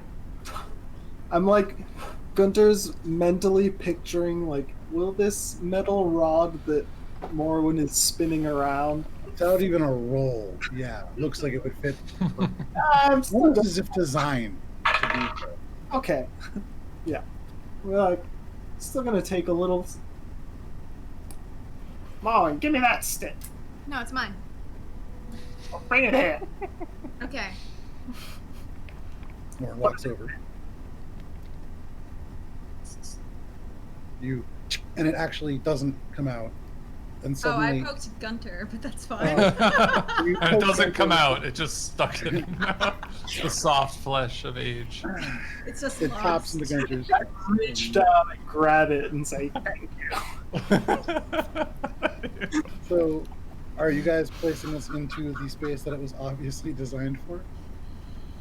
No. Placed into the space that was obviously designed for. Okay, And- but I'm gonna do it as like a with some flair. Make a sleight of hand check, Maya. Okay. Don't break it. Or performance. Sorry, this is a Yeah, performance. you roll a 1, you break it. I can't roll less than Oh, I guess you have efficiency. 23. 23. She doesn't even like hit aside perfectly, fits into this space. And you try to pull it away and it doesn't. And suddenly the metal of this door seems to almost begin to ooze out and eat and swallow this key. And as the key disappears, you pull your hand away, the ripple in the metal expands and the door opens, just disappearing into the walls. It stretches away from what looks like similar kind of iron racks or shelves. Guntir, this really draws your attention. There are all kinds of just chunks of stone sitting on these. You can see in the middle of this room there is like a little cart, almost like a hand cart that you'd use to push things. There is a small little desk right in the middle. You can see at one point a space for a lantern, although there is no lantern left, and a magnifying glass. That is kind of what you see in this room. I'm gonna go check out where I would imagine the most valuable of the stones in here would be, because I've discerned that this is someone's private, like, geode vault or something. Some guy really into rocks. Yeah. But you kind of carefully step in. You look for the source of that evocation magic. You don't see anything glowing. You wonder if perhaps you've bypassed that. But as you draw close, something catches your eye. This kind of wink of almost purplish light or energy, and you turn, kind of ready for something. And it's just this weird glint. And you get closer, and it's iron, but it's not. Parts of you think a little bit about Heinrich's armor, this sort of cold-worked iron. There's something about this. It's ore that has been infused with something. You can't quite make a stone cutting check. Why not? Ooh. Oh, yeah, that's a 20. Wait a sec. That's more than a 25. That's a lot. 28. No, 29. 29. Guntir, this particular metal you have heard about, but never seen. There are stories of volcanoes that rage within the elemental plane of fire itself, some of which bear back to historical events of the First Age, something called the elemental deluge, although you don't really know much about the events themselves. But some of these volcanoes, primordial, going back beyond Alberon, back perhaps even to the founding of the multiverse itself. And within these volcanoes, there exists almost these festering wounds from that time, infused with fire itself, and when worked into metal, or when metal forms around it, it is imbued with properties of a miraculous nature. This material has been talked about, something that hasn't really been seen, at least not by you. There are whispers of weapons and armor using elements of it, but it is not something common enough to have something whole forged from it. With one exception. It is whispered about that this is the sort of metal that is favored by the gods for their weapons. I'm definitely putting that in my bag. It's a big chunk. It's like 40 pounds of rock with ore in it. But you can... It's big. It's, I mean, only about this big. It's heavy, though. This is dense stuff. But you could add, if you wish to let the bag of tricks. 40 pounds of diotic metal. Holy shit. A goodness gracious. Did you say something about a magnifying glass a little while ago, just out of Yeah, a curiosity? little magnifying glass, dust kind of coating it, but on Gotcha. that little desk. Gotcha. That's sweet. Your mind begins to think about that golem that you left behind. Yeah. Yeah. Is there anything else of note in here? In terms of stones that I might con? With the 29 of stone cutting, these are all interesting. Not quite as interesting as this diotic metal, but there are, you can see just strange sheens to some of these metals. And you're getting the sense that some of these come from the plane of fire, or at least somewhere adjacent to it. Huh. But you look and there's one, the stone itself, porous limestone, and the metal wedged within just this very, very faint, almost kind of like it seems every now and then to almost kind of run. You're not really sure what this material is, but it seems to be also elemental in nature, perhaps from or adjacent to the plane of water. These are all kind of uncommon ores. And you look around, you actually see in one area an element of adamantium. You see an element of what looks like maybe platinum in a very small piece. But you're getting the sense that this was sort of where somewhere there must be a mine nearby. And this seems to be where some of the better finds are kept while they're awaiting processing. You look down, you see Heinrich kind of looking at this magnifying glass. Perhaps somebody would sit here and kind of analyze this stuff. I'm gonna pastime. I'm gonna take all of the samples that I feasibly can carry. Okay, I'm gonna say, I mean, you can carry the diotic ore. That's 40 pounds right there. You can take the little chunk of platinum bearing ore, no more than like 2 pounds of rock. The rest are all in the 10 to 30 pound range. So how much you can feasibly carry? Probably that's about it. Probably the platinum and the diotic metal. Okay. And even that, I mean, that's a lot for you. Yeah. That's worth it. While I'm close by, I'm pointedly not offering to put anything in my bag. Sure. And now I'm You see gonna Heinrich the bag, like he's holding the bag, and every now and then just kind of pats it. Where did we find that forge? Because it was pretty close by, right? Which forge? Anyways, yeah, should we get back to this other place? Yeah, we should probably go. We should probably go. You guys kind of Maybe move. check out this big fucking rock. Let's go. Holding a little gleam, Nice, pink purple kind of shining off of it. nice new weapon there, guy. Worth noting. This is Sure. something. And sure is. well, Gunter's kind of distracted, but Shae, with your passive perception, you don't notice, you don't hear chains moving. You guys have been up here for about 10 minutes now. You haven't heard anything else shifting through that metal field that you know lies below. You feel fairly alone in this space, for what it's worth. Okay. I'm gonna move back towards, but not too close to the arc light and be like, okay, should we just head back? Do you not want to rescue the rest of the people? What rest What of the people? I don't Yeah. know. That maybe guy's there's dead. orders. I'm gonna speak with Dead. Hey, dude, do you need rescuing? So Gunter just turns over casually actually- and talks to this body that's stretched out on the chair.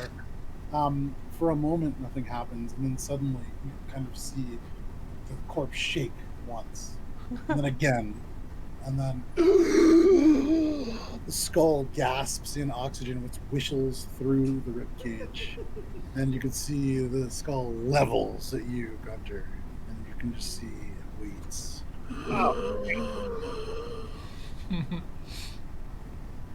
This again, huh? Well. Anyone have anything to ask this guy? Because I was being facetious. I'm sorry. Markov, speak with that, by the way. This is your doing, my friend. Uh, How you doing? Are you really? If No. your mind flashes back to the last time you cast this spell, and you utilize one of your questions for, "Can I get you some water or anything?" Yeah. And you think Look. maybe don't ask that question. Look, Gunter, if you actually, if you're bringing this poor guy back, at least get something useful out of him. Seriously, where we are, how to get out, how to get up to the Golden Terrace, any of those fucking things, please. Useful.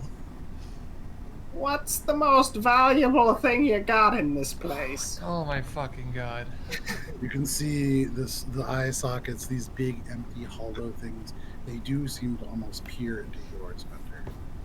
And it answers, the architect has many treasures.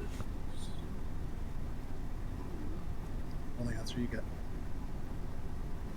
I believe you have 2 more questions. Do you know this guy? Pointing to Anasui. The head turns. Anasui.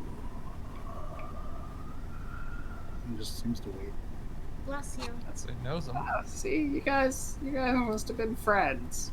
You can see Anasui is pale, drawn back, 3 chins, despite being very lean, even for an elf, like all the way back as far as he can be pressed into a wall away from this thing. You can just hear, and that's it. This corpse just kind of hangs there. You see dust still falling away. I believe you have 1 more question. It's 3 questions, and I think I did ask him if he needed to be rescued. Ugh. I don't. Did you? You did as you were casting it. So if Well, you really want to waste you it, can then use go it right if you ahead. want. I would argue you probably didn't. Oh, okay. Then, He's throwing you a bone. I guess Take I'll it. ask, No pun intended. Yeah. what's the quickest way to the Golden Terrace? Why did you ask it like that? As I'm looking at Heinrich as I say it, I'm sorry, I got like Willy Wonka vibes from that. A little bit. So that's actually a very good question. You can see he looks, and this creature, the eyes, the empty sockets, regard all of you, but they really kind of settle on Anasui, and then back to you, Guntir. And it speaks and says, through the lower factory and up the stairs. That is where the gold team works, and Jared with clatters into a pile of bones. At that, I turn to Anasui and just quickly say, "You were muttering gold the last time. When I handed you the note, himself off the wall. you were muttering the word gold when I handed you that note. He Does looks that- down. does that and mean he's anything to dropped, you? He picks it up. He looks and shakes his head. Can't seem to talk. all right, Totally well, fair. First time. gotta with get this to the group. lore factory. Okay, alright. Up the Back stairs. through the arc light, please, everyone. And I just sort of, while waving the key to the arc light, just like gesture everyone. You wave it. There is no, interestingly, any like reaction. It doesn't seem to be reacting to that key. But say, kind of holding out another hand, and you just hold your hand out, it does seem to kind of glow a little bit brighter. And you would imagine just touching it will bring you back to that primary one, the first one. Cool. Can do, will do. All of you guys going? Hug it again. You guys walk, Guntir kind of walks up, disappears. Oh, Um, okay. I'll just walk over and you also disappear. I'm gonna do it with my tail. I thought you were gonna say butthole. Walk up with your tail. You tap it with your tail, and for a second you think, should I? You disappear. Shae? Going. Kraddock, Helia, Shae. You all appear at the base of the original arc light that you found back on that first level. Did Anasui come? And Nasu came as well, yeah. Okay, good. Thank goodness. It takes like 5 seconds. You guys begin to worry, and then he appears. I mean, I still could go back and pale, get him. Oh, there he is. Yeah. Still like Just- gripping this one piece of paper really tight now. Just stick with us. I'm gonna don't smack him. Not like non-lethal smack, like, hey, snap out of it. Non-lethal smacking. Okay. You Ugh. walk up and just slap Anasui right in the face. You can see he kind of pulls back. You can see he kind of nods his head a little bit. Thank you. Where are we going? He's kind of looks we gotta around go now, to kind the of law where factory. he is. You know where that is?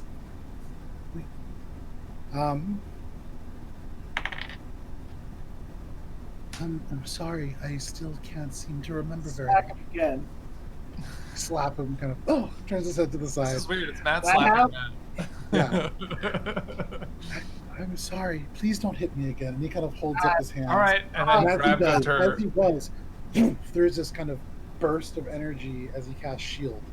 And you can see he kind of pulls his hands away. What was that? What did you do to me? And he kind of is looking at you now, Guntir. I was trying to jog your memory. I go to like get So him he to. kind of hesitates again. No, Doesn't seem to be working. Doesn't seem to be a terribly effective method. Well, it was worth a shot. All right. whole time Anyone you know walk where the through law the- factory is? Are there any signs anywhere? You haven't Back seen any to- signs. Maybe it's that place that we went to that was somewhat like a factory. Yes, the one place that I have no idea what you're Where I talking got about. the prestidigitations. Like, No, we're not going to go back there. I don't have to do this all over again. But what if that's the way out? I mean, he said through the law factory and up the stairs to the gold team. You know, Guntir, from what I heard, Helia pipes up. He said the lower factory, not a lower factory. Ah, Yeah, I it could thought he be said above lore us. factory. I was thinking they were crafting lore. I was like, who crafts? I guess, if you think about it, I guess writers craft lore. I'm already walking off I guess they're towards the cooking. boat. You begin to move back through the complex, little carved out hallway and towards the docks. What else are you guys doing? Following Heinrich. Well, Yeah. still thinking about what a lore factory could be. Okay. So almost like, like a slightly magnetized group, one by one, you kind of attach onto this group as it goes. Guntir, you muttering the final person, Anasui in front of you.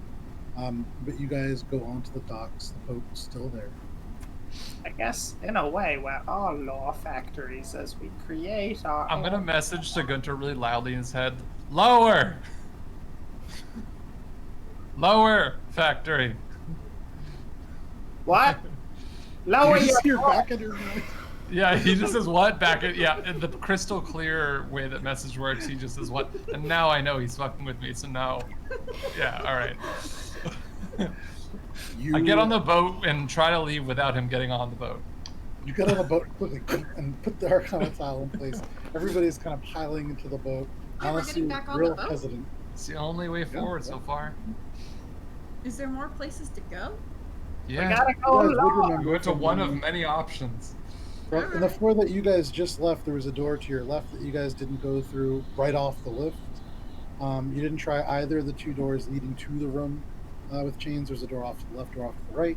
The door off to the right with the dwarf kind of laying across it and the door broken in. You guys also know that you didn't go past any of the... You know that the chained man that you guys banished back to the elemental planifier had somehow gone elsewhere. You did not determine where that might be. And I will say, Matt, when you were Anasui, you would remember, you seem to be almost transported to a storeroom, a broken storeroom. You haven't seen that room yet. Yeah. It's a lot of places you haven't gone. That's just on the floor you just left, on the floor that you were on. You've not ventured in the direction of that waterfall kind of thing. But aside from that, you seem to have, at least haven't seen any other doors that you've not investigated.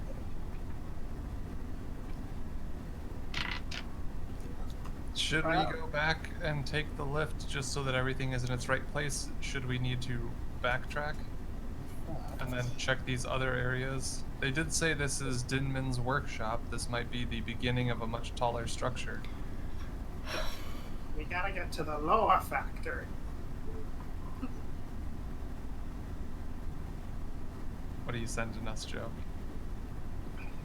Gotta cross something out so you can't see it otherwise. Hang on. Have we not seen any more mermaids? Yes. You have not seen any more mermaids or other mer folk of any kind. But what I will send you guys, I'm going to put it in Discord. I don't know that you'll be able to send this to the chat right away, because it's just a picture that I'm sending you a link. It might You not be. have uncovered the majority of the first format. Okay. And so I will give you that. Cool. So I think where we entered in to save Guntir is the beginning of the ascension. And that the place where the lift is that L-marked room with the stars around it. Okay. No Loveo. Where are you going? Heinrich, you are at the helm. Donde está this map? Did I put it in general? Where did I post it? Mm. Oh, I didn't Have post not it. posted anywhere yet. Oh, you know what? It probably just hasn't uploaded because it takes time. Yeah, that might be it. I'm uploading it. Got a 1 minute. So one day it will get there.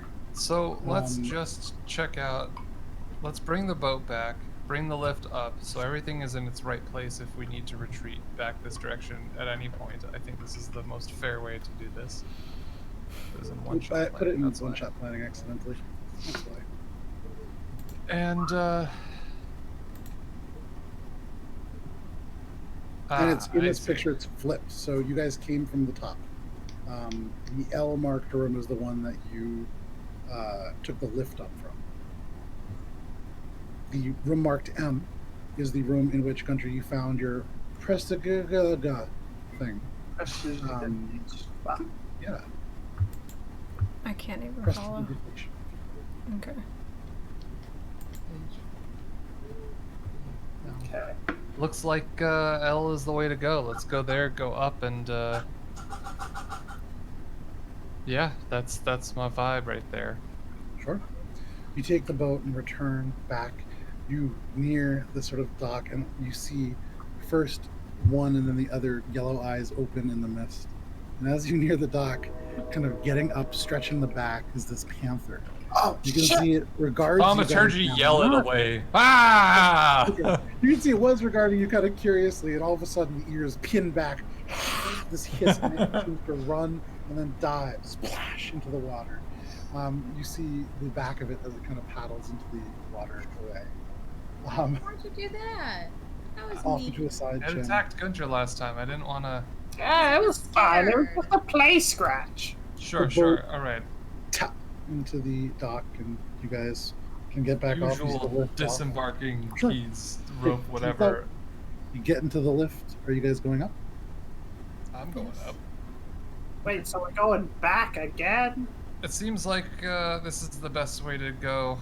Let's check all the other doors upstairs and continue our ascension until we find the lower factory. What about the lore factory? Yeah, it's above us. How do you know that? But It it's seems like- lower. I don't know that. You're the one who said it. It was Yeah. lower. Connor, In you pull the- on the lever? I'm not pulling it. I'm gonna tell the dude to go up. Go Well, on. I'll hop on. I'll hop on. Okay. Our you- goal is above us Morwen's the last regardless. one to jump on, and you guys begin to ascend ceiling parts, and you guys eventually make your way back up for like the 5th time today to the Mhm. second one. Mhm. The door, the metal grates come open, and you see the skeletons here and there. You can see the doors that you left open, the chains beyond. Where do you guys want to go? Guys, Door- I want to get out of here. Door to the left of the hallway is my first guess. Okay. The one that we haven't You checked go, out yet. go to the left. Make an investigation check. This door has kind of like a metal handle that comes out. There's no lock apparently. 12. Go around it, kind of examining the edges. You don't see any mechanisms or traps necessarily. Anyone else? You got a door? I'm not a doorman. What, you want me to open it? I don't know. Doesn't look like it can be opened. Maybe you can bend it or move it or No. something. I'm like, oh, it can be open. Doors are made to be open. That's why I suggested someone else. I'm gonna. You can see Helia kind of squints her eyes. That's Door. literally true, I suppose. That's why I Mhm. said. I'm inspecting the door to see if I can find anything that might be like a Mhm. mechanism by which it opens. Or Okay, I mean, there's a metal handle that you can see right there that probably would Oh, serve I thought to you open. said there wasn't any obvious. Never mind. No obvious traps. Sorry. Oh. There's- I'll just do it. Oh, then I'm not gonna open it yet. I'm going to give the old Guntir check to make sure there are no traps. Sure. As you go to make the old Guntir check, Heinrich opens the door, and Oh. it does so without issue. The one kind of skeletal form slumped up on this side leans and collapses into the door. The skull rolls off and down the hallway a little bit. You can see there is another body, maybe 15 feet down this hallway. The hallway extends 35 feet and then branches off to the right, 5 more feet forward, and then branches off to the left. So it branches to the left and the right. Thinking about this from the right, you would imagine it would link back up with that room full of chains at some point. To the left, unclear. Shall we? And I kind of.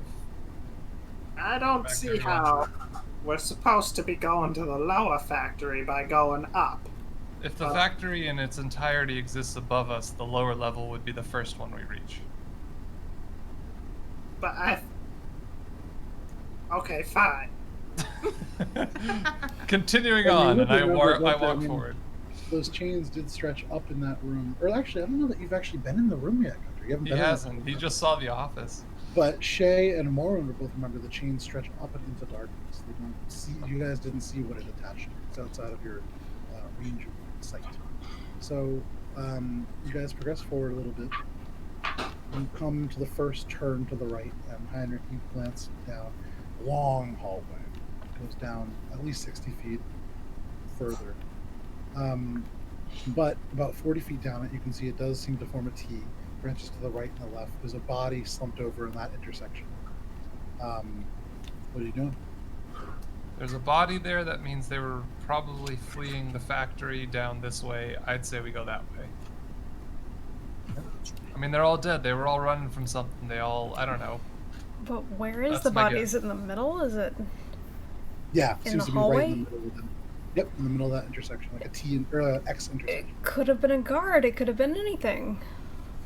Well, if we're going to continue another few steps this way and take a left, I mean, we could do that too. Or we could... Alright, fine. And I'll go and I'll peer around the Pick corner one. to the left. Pick one.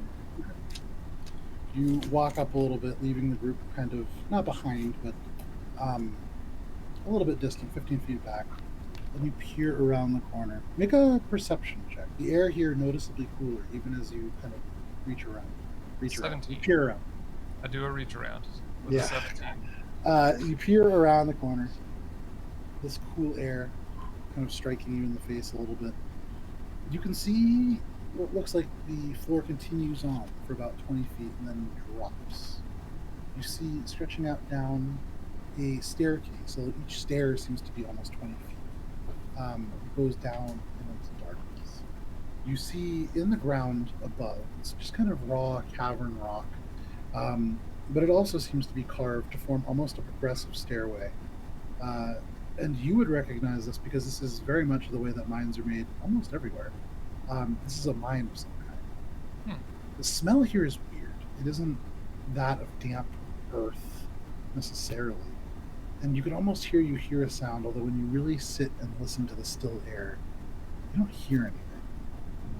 But there's something strange about it. And you're realizing, too, not a lot of mist around here. It seems to be a little bit more, a little drier. I would look back around everyone and be like, nah, it's a mine. Well, we're looking for a factory. Why is it yours? It's a mine. It's not the way we need to go. So, back to the following bodies plan. So you guys progress down the other hallway. Well, As you if near- anyone wants to. I don't know if anyone's curiosity's piqued by the fact that it's a mine, but... I'm not. The lower factory. Okay, perfect. Same. Let's go this Generally way. speaking, I would be interested in looking at the mine, but I am being conscientious of the needs of the group. Thank you. For And the so first I'm time. going to continue forward. And I look over at Shae for a sec, and then I look over at Croddick and give him a little thumbs up. Croddick hesitates and then thumbs up to you as well. Alright. You guys continue towards these bodies. You see now 1, 2, 3 of them, just kind of bones piled together. Hard to discern at first, but you see the skulls. To the right, past the bodies, you can see swinging chains. You would imagine that room that you had found Anasui. And straight ahead, you can see now coming into view, there's a staircase. It rises up and up and up. The stairs on each edge seem to have like a bronze lip, as if to keep it from wearing over time. What do you guys want to do? This I doesn't think we seem should just like take the a elevator correct back down. staircase to me, given what the dead guy said. You do remember he set up the stairs. But we didn't pass through a factory, did we? You turn and you look, and to the right there is this room of swinging chains. Some of them have these very simple metallic body parts attached to them. I guess that could be a factory. He didn't Perhaps at specify one point. what kind of factory, so I don't know. Oh, he said the lower factory. Oh no, it's lower. Lower, Guntir. I keep saying that, I know. I'm already up the Helia, stairs. Helia follows you, kind of Yes. climb the stairs. Second here. This is a large place. You climb the stairs, taking them one at a time, and they seem to transition. Where at first the lip on the step was kind of like a brass or a bronze. You realize after a bit, maybe almost 5 minutes of stairs, you're walking up, and they slowly spiral. Not enough so that it looks spirally, but you can see looking back, it does curve. And suddenly, you kind of come up to a flat portion, and you are in a room 20 feet ceilings. You can see there are 4 rectangular pillars that rise floor to ceiling, pressed into the wall. The floor has a large, almost wall-to-wall carpet. You haven't seen the carpet in a very long time. Actually, maybe even since Baron Dodds, all the way back in this. At one point, perhaps black, although time has faded it to dull gray. You see elements of gold thread, perhaps, twisted through, although also faded with time. In the middle of this room, and situated in front of a very elaborate door, there is a desk of almost pure white quartz. On the desk, there seems to be a blotter of some kind, and the quartz itself just tiny specks of impure gray. Behind that, there is a wooden chair. You can see also in this, there seems to be elements of perhaps a dress of some kind. You see a few bones at the desk, although they seem maybe parts of the body have been moved. Beyond that, there's just this beautiful door. Brass, rising up about 20 feet. Almost Art Deco in design. Very geometric and kind of layered down. You listen, you don't hear anything. It is very quiet here. But what would you like to do? No one open that door until they take a good look at it for traps. No one else is dying or getting electrocuted, please. Also, the two of you, Morwen and Guntir, gesturing to you guys, Yes. does this room look trapped in and of itself, or are we good to just walk in? I don't know about traps. Let me, You guys are all that kind of thing. I don't know. looky Lou. And this time I'm gonna cast Find Traps. Okay. So you cast Find Traps. It's like 200 feet or something like that, right? It's, within 120 feet, within line of sight. Okay. Within this room, you cast about looking for traps, and interestingly, you do not find any. Okay. I Not to be guess what? stupid, but like There are none on the door either. Nothing from the door. yeah, like how the vault like electrocuted you. That'd be like a trap. That would Sorry, be I don't know if that's That would stupid, definitely be but, like- constituted as a trap. a trap, yes. In the spell is anything that would inflict a sudden or unexpected effect you consider harmful or undesirable. So You don't see any kind of trap. a panther. Sorry, I know it was a stupid question, but It's not a stupid question. It's actually a very good question, and one that I would love to take advantage of. But I know that Matt knows the spell pretty well, and so I didn't have to Pretty- clarify. yeah. Yeah. I'm walking confidently, knowing that there are no traps. I'm Okay, still just not in confident circles or to where? seeing Guntir walk confidently. I'm still not Into confident. the room and then towards the door. But I'm not going to Okay. open the door yet. Sure. You walk up to the door. You go around the desk, and it is almost 20 feet tall. It almost goes to the ceiling. What are the rest of you guys doing? Slowly walking in and looking around. Just anything interesting, anything arcane, anything Okay. No, I'm anything looking- historically I'm also related, looking, but literature. the exact opposite things that Heinrich is looking for. Okay, so you're So, looking for really mundane shiny things. and gold and useless pretty trinkets. Okay, so Morwen and Heinrich make investigation checks. Okay. Shae, what are you doing? Following Guntir cautiously. More checking to make sure that he doesn't die first. As Shae is walking closer, that's when I'll open the door and be like, after you. Okay. You go to do that, and you realize there is no knob or handle or indicator for pushing.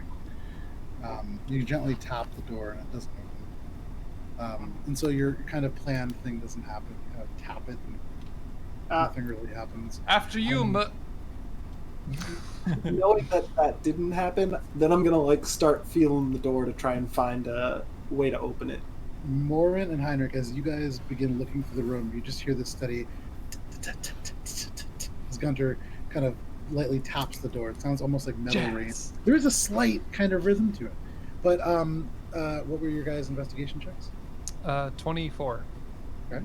15 Wow. Okay. for useless Morwen- trinkets.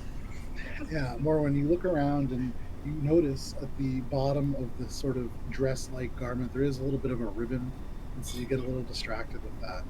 But Heinrich, you kind of look around. You see the door. You see Guntir looking. Guntir would have opened this door if he knew how. You know that. And so you begin to examine other parts of the room. You see this beautiful desk.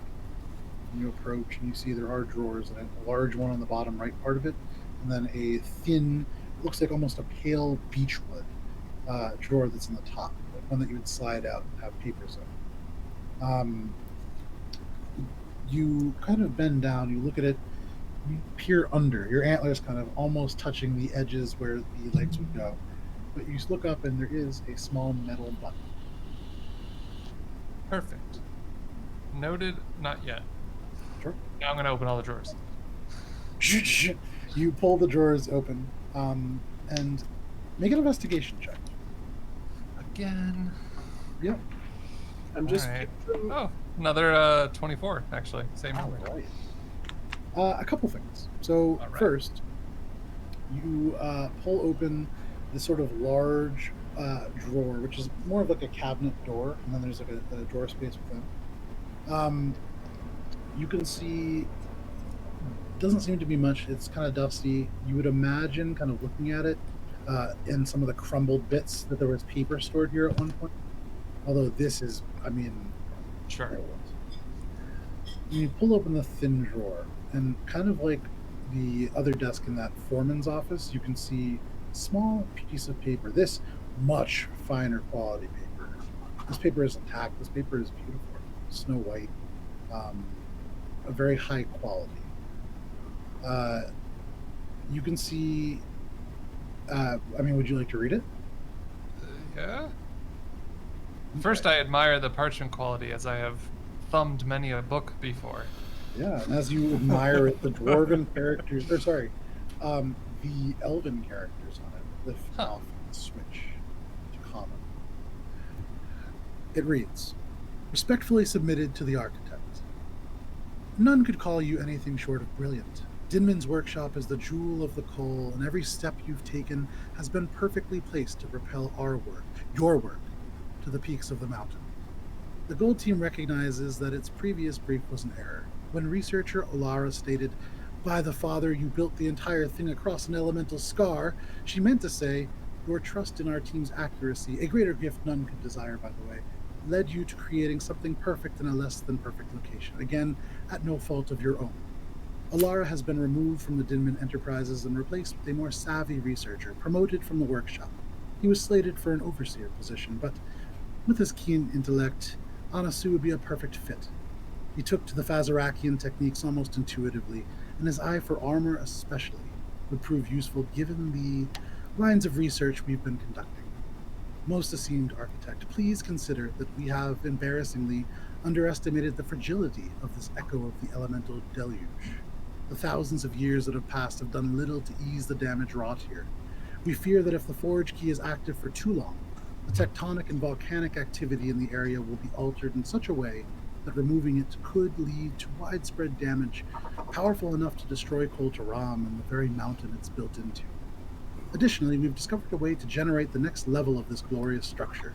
A magical lift would allow enough solid stone to be present to form a firm base. Beware, though of course you've taken this into consideration, but sudden collapse of the lift's infrastructure might lead to a cascading collapse, not near enough to destroy the city, save a single column that would destroy everything between the Gold Terrace and the Underdark. We apologize for our short-sightedness and anxiously await further guidance. And it is signed Gold Team Leader Hex Kalar Palescale. Anasui! Now read it again for him. I'm Anasui! just kidding. Gesundheit! He kind This of is comes for... up, still clutching one piece of paper in his hand just tightly. This one's for you. This is you, and this is also, and I looked at everyone else, maybe a way to get rid of kind scale. You can see he approaches And all of the dangers that are present from this potential gate that your friends are opening there, Shae. Not friends, but I know, yes. it's figure of speech, you know this now, I'm sure. Needs to be said. It is ironic in my nature. He looks down at it, and you can see the eyes do glaze over. But this time for longer. A couple of seconds go by, and he still doesn't seem to snap out of it. And you see the paper in his hand just release and slowly fall to the ground. Elements of the corners cracking away as it does. Suddenly the eyes seem to focus, sharper even than they were before. And you see he looks up, looks around at all of you. Oh dear. I find that this is very uncomfortable, but I will need to ask all of you to leave. You are trespassing. Yeah, no, I mean, we're trying to get through this place, so the quickest route is up, but, Well, I remember trespassing... since we've arrived here, excuse me, sir, but this is a place that is off limits to visitors and consumers. If you would direct your attention... I'm gonna go up and smack him again and be like, snap out of it! His head turns, and you see the eyes narrow for just a second. Oh, He he turns didn't like back that. to you. Sir, I would kindly ask, and from beneath these robes, you can see elements and lines almost blaze to life. This is very much like Iron Man activating. Suddenly, this emerald glow shifts between the beige robes, and you see the robes kind of ripple around him. I would kindly ask that you refrain from striking any employee of DMed Enterprises while on the premises. What? Failure I'd like to to- heed this warning will activate the Guardian. Just gonna go I'd ahead like and to say panache most likely him. your guild, your group, your industry, your whatever, fairly certain they're all long dead at this point. Seems like you may have been thrown into some sort of, and you remember us saving you, and I respect your post and your seriousness to your When role. you say that, his eyes suddenly glaze again, and you see this kind of shifting. And he shakes his head, and you see his shoulders slump, and his eyes widen again. Oh no. I tried to steal from Jared. I'm sorry. Was there a lock, almost mirror-like finish? For that one, and I point to Guntir. Oh, That's how... yeah, I was just about to break it, and then I fell asleep, And he died. and then No, I that's woke not quite up. how that works. Oh dear. I tried to steal from Jared. Why did I think that Jared's was a good idea? dead, so No. Jared isn't dead. I think he's probably dead. I don't think you know Jared Dinman. No, I don't. Who's that? Is he the architect? Because that's what. Yes, don't call Yeah. him. Don't call him the lucky architect if you see him. The architect is fine. I saw him. He's dead. I don't think we've seen him. No. He's an elf, Guntir. Where did you see him? He is an elf. Yeah, Yes. we didn't see him. Then who was that guy that was like, the architect has many treasures? Some fucking dead dwarf who was working in this company, same as this guy right here, Anasui. I don't know. In the foreman's office. You mean.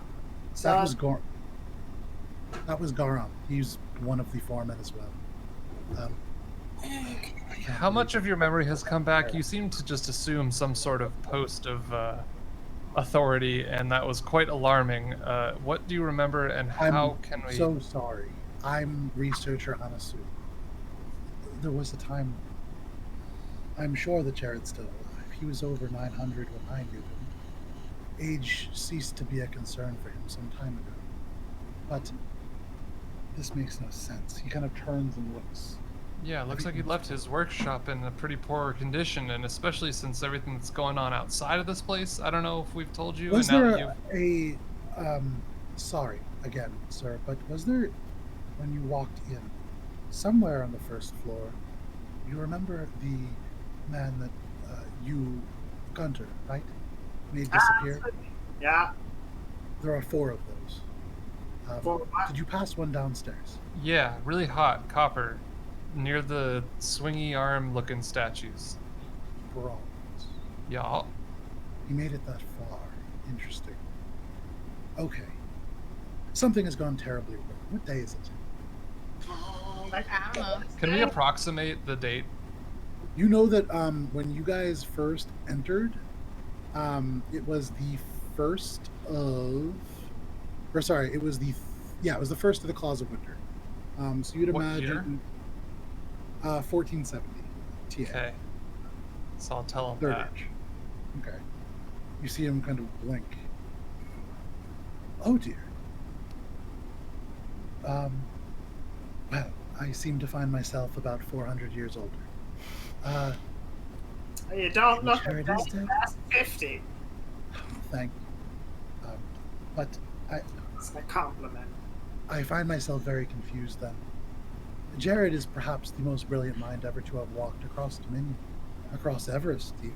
He came from the Emerald Spire. He's very smart, and he demands perfection. He is quite scary when angry, but I've never known him to fail. You haven't seen Shae when she's angry. Turns and kind of looks at Shae, who, from his perspective, still kind of just, 5'2" Flat. girl. Yeah, I mean, Smiling a little bit, but not noticeable. I'm just gonna whisper to Anasui and be like, "You wouldn't like her when she's angry." well, I try not to anger anyone, but I know that you said you were going up. Past this, there's only one more level, and even that, I've never been to. It's for Jared only. It's his sort of testing grounds. But this level, this is the laboratory. This is where we did all of our work. The gold team, sort of the elite, I suppose, of this company. Oh dear. Oh dear. And he kind of Yeah. backs up a little bit from the door. The Guardian is on this level. The Guardian is the most dangerous of them. What is this Handle that. Guardian? And also, are you aware, was there any threat of dragons returning during your time 400 years ago? Yeah, okay, so there's a dragon that's taken over Culture Realm. And you can see Helia kind of nods at this and kicks off where she was resting and says, well, it sounds very bad, of course, but not immediately present. Don't worry. Somewhere up above. Which drawing back to our point is where we're headed. So Exactly. how do we get past this guardian? And you can see Anasui turns and looks. Well, there is no getting past this guardian. It is a two-part entity, the guardian and the keeper. With the keeper, you can control the guardian, but if the keeper was here, we would have seen it already. How do you mean? What's it look like? Turns and actually looks kind of at Shae. Mm. Sort of like her. Hmm. Humanoid, metal, small. Where would it have gone to if we haven't seen it yet? Looks around. I don't understand, but if all of these creatures, all of the bronze men, the Azers, Jared called them, if they are still up and active, something must have gone terribly wrong. What do you mean? Well, you've seen these bodies everywhere. Yeah. Employees at a time. Yeah. The ones below were carved up, sliced thin and clean. That is not the chain man's doing. That is a guardian. It is Not very nice. It is not a nice creature. This is, of all of the Azers, the only one made to fight. It is a guardian, after all. It has many scythes attached to it. It is made of metal. It belches fire. This is something that we don't want to face. What exactly is this guardian guarding? Why is it? Why does it exist? Like, Probably what's its deal? Gerard. It is meant to keep everything out of Gerard's quarters, which, curious, as far as I know, there isn't a door there. Just an arc light. Huh. Means we need to find one of these. And then I'll pull out the... Yes, exactly like one of those, but Jared's is a bit different. It looks normal. It looks almost like a key to something else. You can see his eyes glaze over for a second, and then downstairs. I'm terribly sorry, Morwen. Yes. Your stick. My stick. I left it there. What about it? Yeah, we went through that door already. It unlocks that door, but it's also an arc light reagent in and of itself. My stick was special? Can I just go get it back? Again, it's a reagent, not a stick. Oh, So, sure. can you make a new one? Oh, well, given the right materials, of course, I could do that. I'm fairly proficient in creating things myself. What do you need? But Do it. if we are on the third level and we can somehow avoid the guardian, it means laborer is probably active too. So we could get laborer up and moving. We could fix pretty much anything. Which one is laborer? Laborer is not an Azer like the rest. It's a shell, like the automata that you saw on the lift. It is in ways more primitive even, but it is designed to fix and repair. Beyond this door, there is the upper factory where this laborer kind of does its work with our attendants. And there is a forge, there is a sort of the workshop that we did work in. That is where we would find the guardian, I would imagine. I'm sorry, but this is all a bit much. What do we do? Sounds like. Well, we're gonna have to get past this guardian. But also, you say this keeper, and again, where would you assume the keeper to be if not here Well, or below? The keeper is supposed to wait here. With just 1 second. With Kel, the person who worked at this desk. You're still muted, Tina. There was some sort of elf figure in the room when I first broke the chains that bound Anasui. You remember behind Anasui there was almost this kind of image. You're not sure if it was an elf necessarily, but there was that kind of figure in the mist behind Anasui for sure. Like in the orb? Hard to say. There's just the kind of shifting movement, and it was hard to tell if it was in the mist or behind it. Well, we gotta go find this person then. If they're still alive, which is crazy to It's think. not a person. It is an Azer, like the Guardian, but you could think of them almost as halves of a whole. The control and the will. Would it be considered an object or a creature for the purposes of casting either locate object or locate? Keeper would be, yes, absolutely. An object? Anasui would say, yes, the Keeper is almost like an automaton, not a whole Azer, just a portion. Gonna describe him to me. The Guardian looks almost like... I want to find it. We're looking for the keeper, right? The Keeper looks almost like Shae. Small, humanoid, only about 3 feet tall. Imagine, if you would, a bronze doll. And you cast Locate Object? Locate object. What is the range on Locate Object? It's like 900 feet or something. I think it's 300. 1,000, okay. Yeah, it's long. It's like your Find My Key app.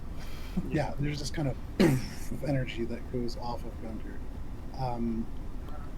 And you look around, you look in the hallway in front of you, it kind of stretches behind that door, you don't see anything, you look to the right, and as your gaze sweeps, you look all the way to the right and kind of almost behind you, past, kind of back and we'll call it southeast almost, through the walls, maybe no more than 60 feet away. There's a faint pulse of something matching this description. I think it's over there, like 60 feet away. Through You see the Guntir wall? point right into a wall. Honestly, are there any paths that lead that direction? Looks and then looks. If what Guntir is saying is correct, that means that it's it's correct. I got an intuition. Lovely. It's in the Gold Team workshop, which is where the Guardian would be. Cool. Shit. Not really. That's the place. That's good. It's actually quite a hot room.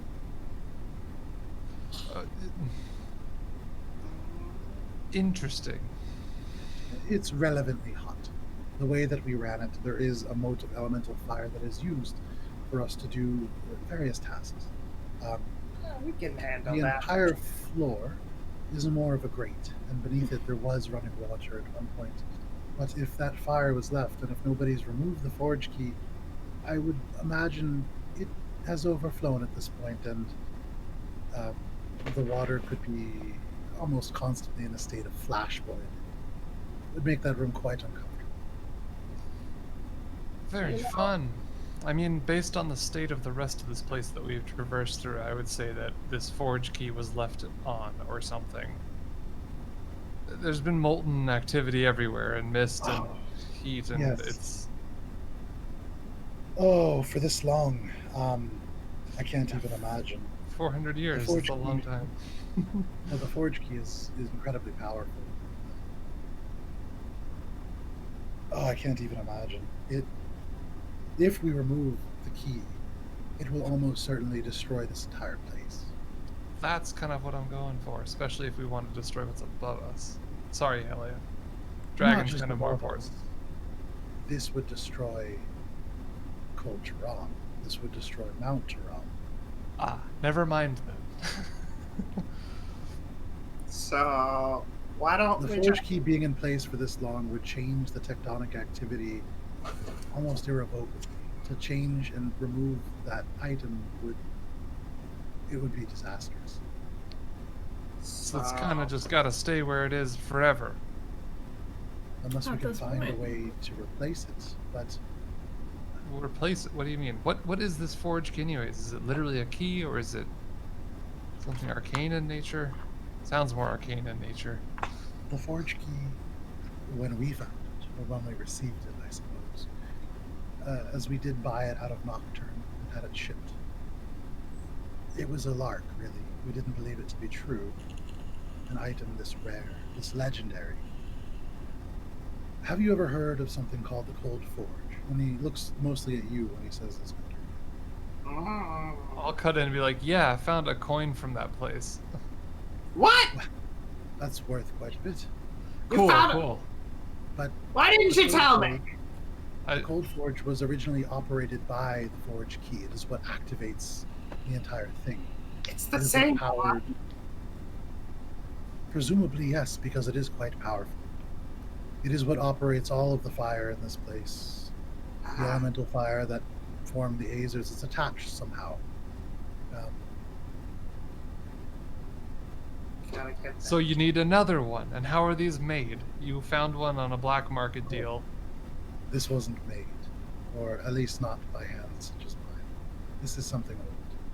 The Forge Key dates back at least to the First Age. It was crafted by the giants themselves. Okay. There's still giants here, but probably not able to do that. There are Shit. giants here. Yeah, apparently, Specifically apparently in the Undercity. existing in the wild, Under the city, you said.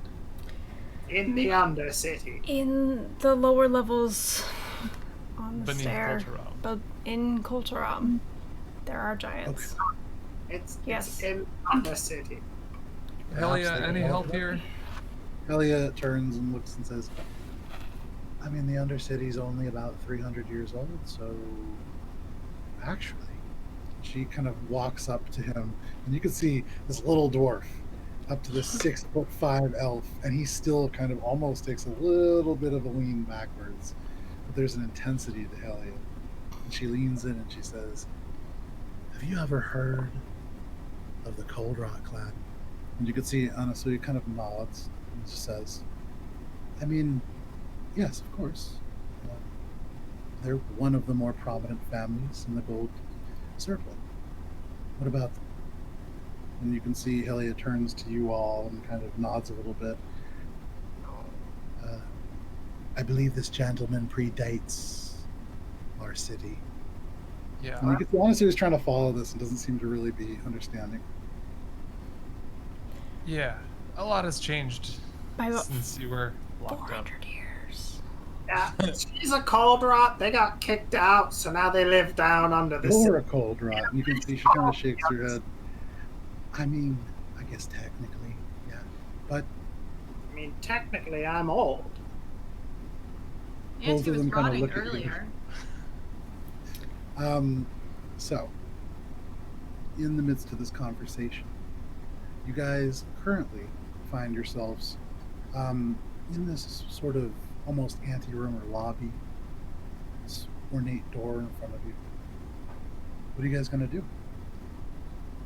If So- we need to get through it, but I don't want to be ill prepared. I'd rather take a short respite if we could, if we potentially face danger. So, I'm just wondering, bear with me here, 'cause you seem to be the expert now. If the thing that is gonna kill us if we go up there is over The here, Guardian. yeah. If that's over there, why can't we just go up and not deal with it? They're both behind this door, Guntir. It is a twisted path, but yes, they are both behind this door. And to go to this lift, we would need to pass through. I mean, we need the right reagent, but we need to go through the arc light. The reagent, my guess is, if he had it on him, would be in the Gold Team workshop, along with this keeper, along with the Guardian. So, sounds to me like we're just putting off the inevitable kind of seems that way, unfortunately. Which is why I Gunter, make suggest a- we rest beforehand. Gunter, make an intelligence check. Ooh, nice. I believe that's a 21. Okay. Putting together some of what Anasui has said, and also your own kind of information gained from that locate object spell, if you were to turn to your right, you kind of look back at the wall that you were pointing at, and based on the description Anasui said, with a 21, there could really be no more than 30 feet between this wall and that workshop. 30 feet of stone. Something to keep in mind. Okay. So, are you guys taking a short rest? Yes. I would prefer a long one if we have time, but That's on what Shae thinks. Do you think we have time for that? You and Krodok know the way. To you, Shae.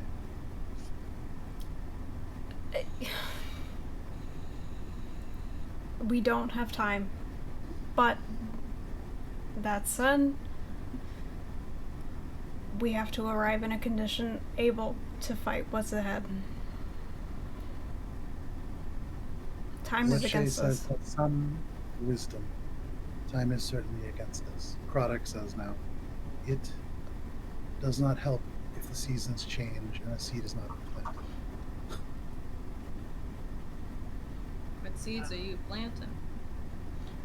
Of a long rest. Oh, Regardless. What time is it? Are we tired? How long has it been?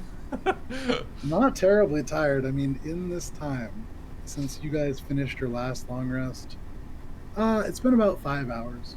So, I mean, tired in the sense that you've been on fire, you've been cut, you've been eaten.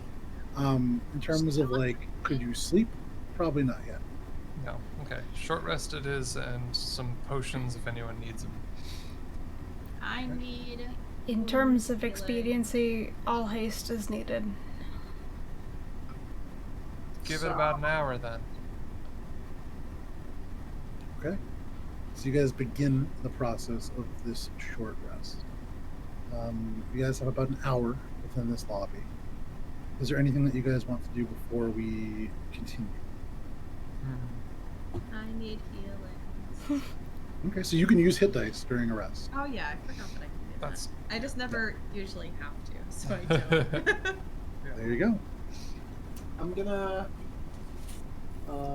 I'm personally good as just spells I'll recover, which is nice. Keep recovers. Level and size. Short rests are really good for this group. Yeah. You said it's 30 feet of stone. No more than 30 feet.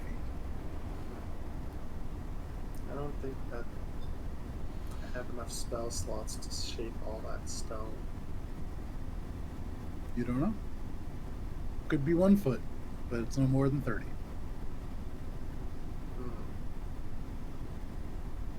I guess at the butt end of this, Okay.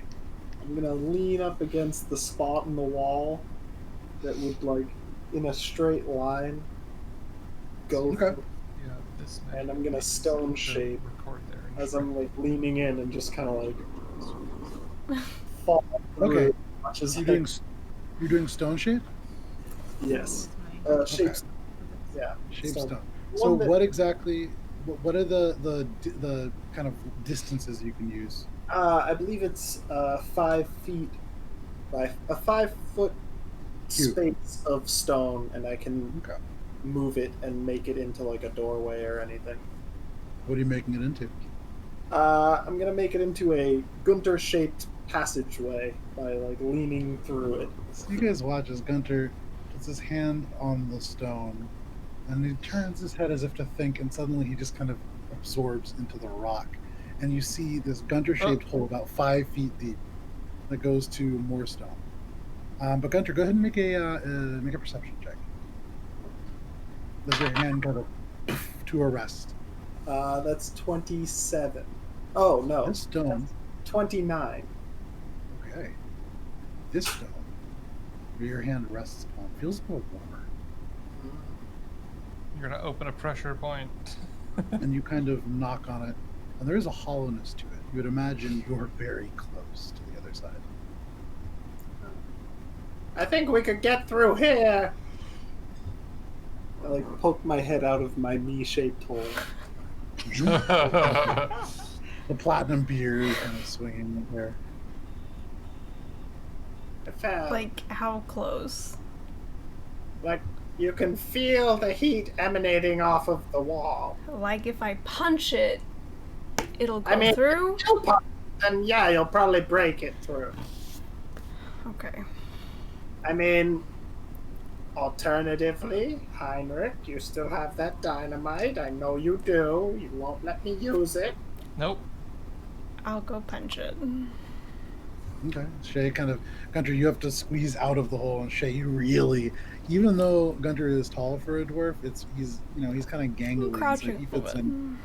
Yeah, you crouch a little bit, and you just short punch the wall. Go ahead and make an attack roll. And actually, you know what? Just roll damage for an attack. You can hit the wall. It's not a very mobile opponent. Everyone gets the temporary hit points for actually short rest, by the way. 8 for the first hit. 8. Mm-hmm. Okay. You hit the wall, and you can see cracks form. You feel the stone give away beneath your hand a little bit, and elements do flake out the back. Suddenly, shining through, there are elements of almost like a magma-like glow. And you squint your eyes, it's bright. But as they adjust, you can see silhouetted in what looks to be a column of lava slowly flowing down from an unseen source to an unseen destination. You see floating, the lava parting around it as if this object itself emanates a force field. This beautiful black sword. And because it is 12:07, At that point, I'm backing where up we're gonna anyways, end. so... Okay. But because it is 12:07, that is where we're going to end for this evening. Perfect. Very Yeah, cool. bro. Very cool. A lot of shit happened. A lot A of lot shit. of shit. Yeah, a lot Good, of good. shit, Finally, a lot of yeah. things going on. You guys took an elevator like 6 times. That was We great. didn't. Love Yep. that elevator attendant. I He's my wanna- new favorite person. I'm picturing Yeah. the elevator every time it went up and down. The elevator music was the jungle music. We're all You're not wrong. Here, I'll end this with the elevator music. I'll cut out the tense mystery just discussion. kind of standing there, like awkwardly, So- not looking at each other. Thank you very much to all of you for joining us for this evening's session of Adventures in Alberon. I believe we'll be back next week, question mark? We'll be back next week with session 48, The Forge Key, which is going to be very exciting. In the meantime, thank you guys so much for liking, following, and subscribing. As Matt used to say, literally only before we started streaming did he say that to a non-existent camera. And since we've started, you've said it twice. I looked. Go back to it then. You say it more. Come on, Yeah, Matt. and you actually say it off air quite often, like before we start streaming, Yeah. but never really during the stream. But anyways, Just thank watch. you for liking, following, and subscribing. Tell them. Our videos are available on Twitch and then available the day after, 24 hours after exactly on YouTube. We have a website, alberonrpg.com, where there is free content available to download, including things like the Undercity location guide. The next thing that will be going up, I think, actually, I'll probably put it up tomorrow, is going to be the build for the Chained Man, since there's shit. no longer any threat of you guys running into it. Because you banished your guys. Guntir. Can I tell you? Okay. Can I tell you? First of all, literally the most frustrating moment for me in the campaign, because I was laying on the beach designing this guy. And I remember very distinctly thinking about like banishment and being like, nah. And then I just kind of forgot about like revisiting that as a possibility, Yep. because I was like, there's no way, you know. But the Chained Man was so cool. You had a lot of different, like an easy enough monster to run, but really flavorful and interesting. And now not part of our campaign anymore. So. No, you have to remember Gunter's magic eraser. But you have heard now, and you do know that these are kind of my transition or my interpretation of Azers, because they're so cool in the lore, and then they look doofy and they act doofy. So this is like, they're these custom-made bronze creatures imbued with the spirit of elemental fire. How cool does that sound? And then they just look like little dwarves with fire hair. Yeah. So, like, way cooler this way, in my opinion. But we'll release that on alberonrpg.com. We have a store. There's a link below. Purchasing those shirts and stuff, A, you look really cool, but B, it helps the show and all the cool things that we're able to do. And I think that's all the announcements that I have and all the kind of stuff I have to say. So we'll see you next week. Stay safe out there. Bye. Bye.